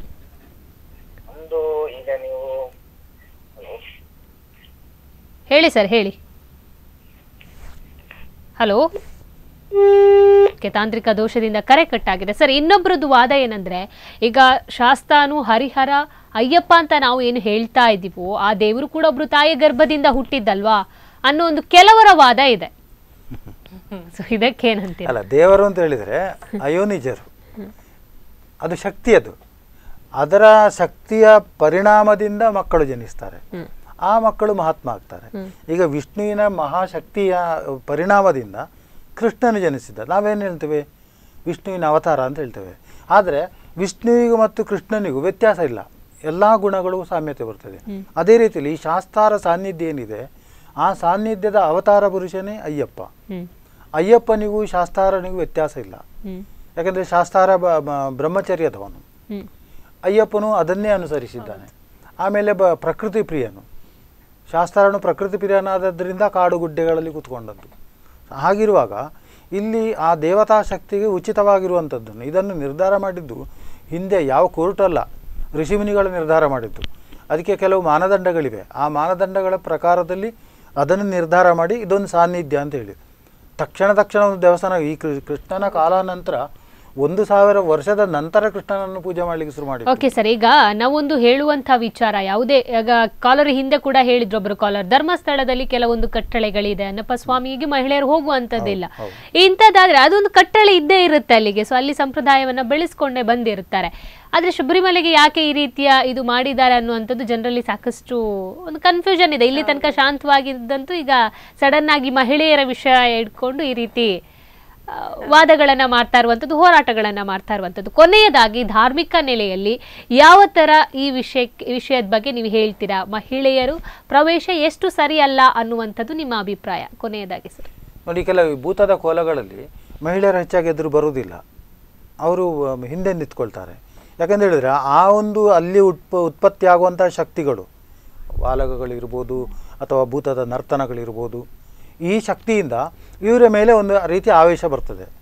ಒಂದು ವೇಳೆ ಪುರುಷನಿಗೆ ಆವೇಶ ಬಂದರೆ ಅದು ಅಷ್ಟು ಕೆಟ್ಟದಾಗಿ ಹೋಗುವುದಿಲ್ಲ. ಆದರೆ ಸ್ತ್ರೀಯರಿಗೆ ಬಂದಾಗ ಅವರ ಮಾನ ಮರ್ಯಾದೆಗಳು ಮುಖ್ಯ. ಇದು ಎಲ್ಲ ಅಲ್ಲೋಲ ಕಲ್ಲೋಲ ಆಗಿಬಿಡ್ತದೆ.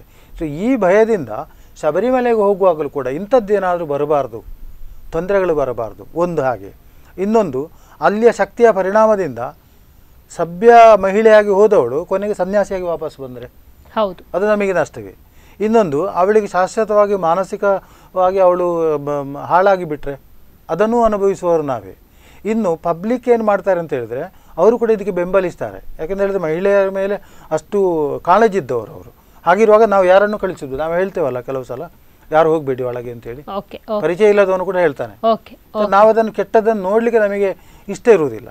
ಅದಕ್ಕೆ ಬೇಕಾಗಿ ಒಂದು ನಿಯಮಗಳ ಪಾಲನೆ ಆಯ್ತು. ಓಕೆ ಅಕ್ಷತ್ ಅವರೇ, ನಿಮ್ಮ ಪ್ರಕಾರ ಕೊನೆಯದಾಗಿ ಒಂದು ಮಹಿಳೆಯರು ಯಾಕೆ ಪ್ರವೇಶ ಮಾಡಬಾರ್ದು ಅನ್ನುವಂಥದ್ದು? ಇದರಲ್ಲಿ ಮತ್ತೆ ನಾನು ವಾಪಸ್ ಹೇಳಬೇಕಾಗ್ತದೆ, ಮಹಿಳೆಯರು ಅನ್ನೋದಕ್ಕಿಂತ ಯಾರು ಕೂಡ ದೇವಸ್ಥಾನಕ್ಕೆ ಹೋಗೋದು ಯಾಕೆ ಅಂತ ಮೊದಲು ತಿಳ್ಕೊಳ್ಬೇಕು. ನಮಗೆ ವೇದವೂ ಗೊತ್ತಿಲ್ಲ, ಆಗಮವೂ ಗೊತ್ತಿಲ್ಲ, ದೇವಸ್ಥಾನದ ಹಿನ್ನೆಲೆ ಗೊತ್ತಿಲ್ಲ. ಒಟ್ಟಿನಲ್ಲಿ ಇಲ್ಲಿ ಎಲ್ಲೋ ನಾವು ಒಂದ್ ಕಡೆ ಕೂತ್ಕೊಂಡು ನಮ್ಮದೇ ಕಲ್ಪನಾ ಶಕ್ತಿ, ಯೋಚನಾ ಶಕ್ತಿ ಮೇಲೆ ಯಾವ್ದು ಸರಿ ಯಾವ್ದು ತಪ್ಪು ಅಂತ ನಿರ್ಧಾರ ಮಾಡ್ತೇವೆ. ಬಹುಶಃ ಸುಪ್ರೀಂ ಕೋರ್ಟ್ ಅಲ್ಲಿ ವಾದ ಆಲಿಸುವಾಗ್ಲೂ ಇದೇ ತರ ಆಗಿದೆ. ನನ್ನದು ತೀವ್ರವಾಗಿ ನಮಗೆ ಆಘಾತ ಆಗಿದೆ, ಮತ್ತೆ ನಾನು ಅದನ್ನ ಖಂಡನೆ ಮಾಡ್ತೇನೆ ಕೂಡ. ಆದ್ರೆ ವ್ಯವಸ್ಥೆ ವಿರುದ್ಧ ತಿರುಗಿ ಬೀಳೋದಕ್ಕಿಂತ ನಮ್ಗೆ ತೀರ್ಪನ್ನ ರಿವ್ಯೂ ಮಾಡುವಂತ ಆಪ್ಷನ್ ಇದೆ. ಖಂಡಿತವಾಗ್ಲೂ ನಾವು ಅದಕ್ಕೆ ಮುಂದೆ ಹೋಗ್ತೇವೆ. ಒಂದು.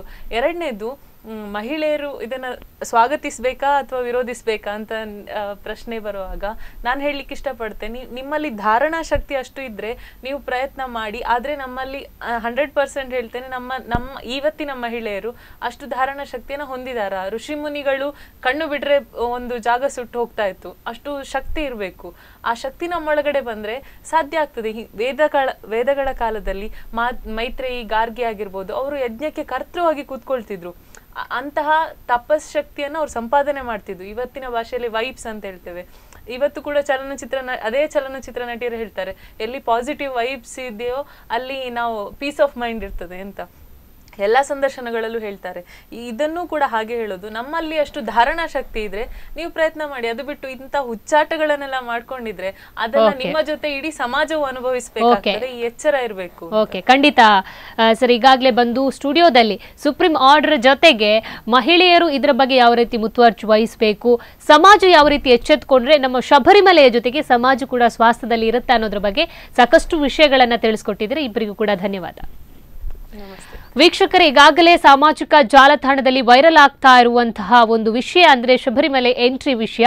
ಅದರಲ್ಲೂ ಮಹಿಳೆಯರು ಹೋಗ್ಬೇಕು ಹೋಗ್ಬೇಡ ಅನ್ನೋದ್ರ ಬಗ್ಗೆ ಸಾಕಷ್ಟು ಪರ ವಿರೋಧದ ಧ್ವನಿ ಕೇಳಿಸ್ತಾ ಇದೆ. ನಿಜವಾಗ್ಲೂ ಧಾರ್ಮಿಕ ನೆಲೆಯಲ್ಲಿ ಮಹಿಳೆಯರು ಹೋಗೋದು ಅಷ್ಟರ ಮಟ್ಟಿಗೆ ಸರಿಯಲ್ಲ ಅನ್ನುವಂಥದ್ದು ಇವತ್ತಿನ ಒಂದು ಚರ್ಚಾ ವಿಷಯದಲ್ಲಿ ನಾವು ಪಡ್ಕೊಂಡ ವಿಷಯವಾಗಿದೆ. ಮುಂದಿನ ದಿವಸದಲ್ಲಿ ಒಂದೆಡೆ ನಾವು ಕಾನೂನಿಗೆ ತಲೆ ಬಾಗ್ಲೇಬೇಕು, ಆದ್ರೆ ಧಾರ್ಮಿಕ ನೆಲೆಯಲ್ಲಿ ಇದನ್ನು ಒಪ್ಕೊಳ್ಳಿಕ್ಕೆ ಸಾಧ್ಯನಾ ಅನ್ನುವಂಥ ಒಂದು ಮನಸ್ಥಿತಿ ಪ್ರತಿಯೊಬ್ಬರಲ್ಲೂ ಕೂಡ ಮೂಡುವಂಥದ್ದು ಸಹಜ. ಇದೇ ಇವತ್ತಿನ ವಿಶೇಷ ಸುದ್ದಿ ಹಾಗೂ ಮನೋರಂಜನೆಗಾಗಿ ನೋಡ್ತಾ ಇರಿ ಸ್ಪಂದನ.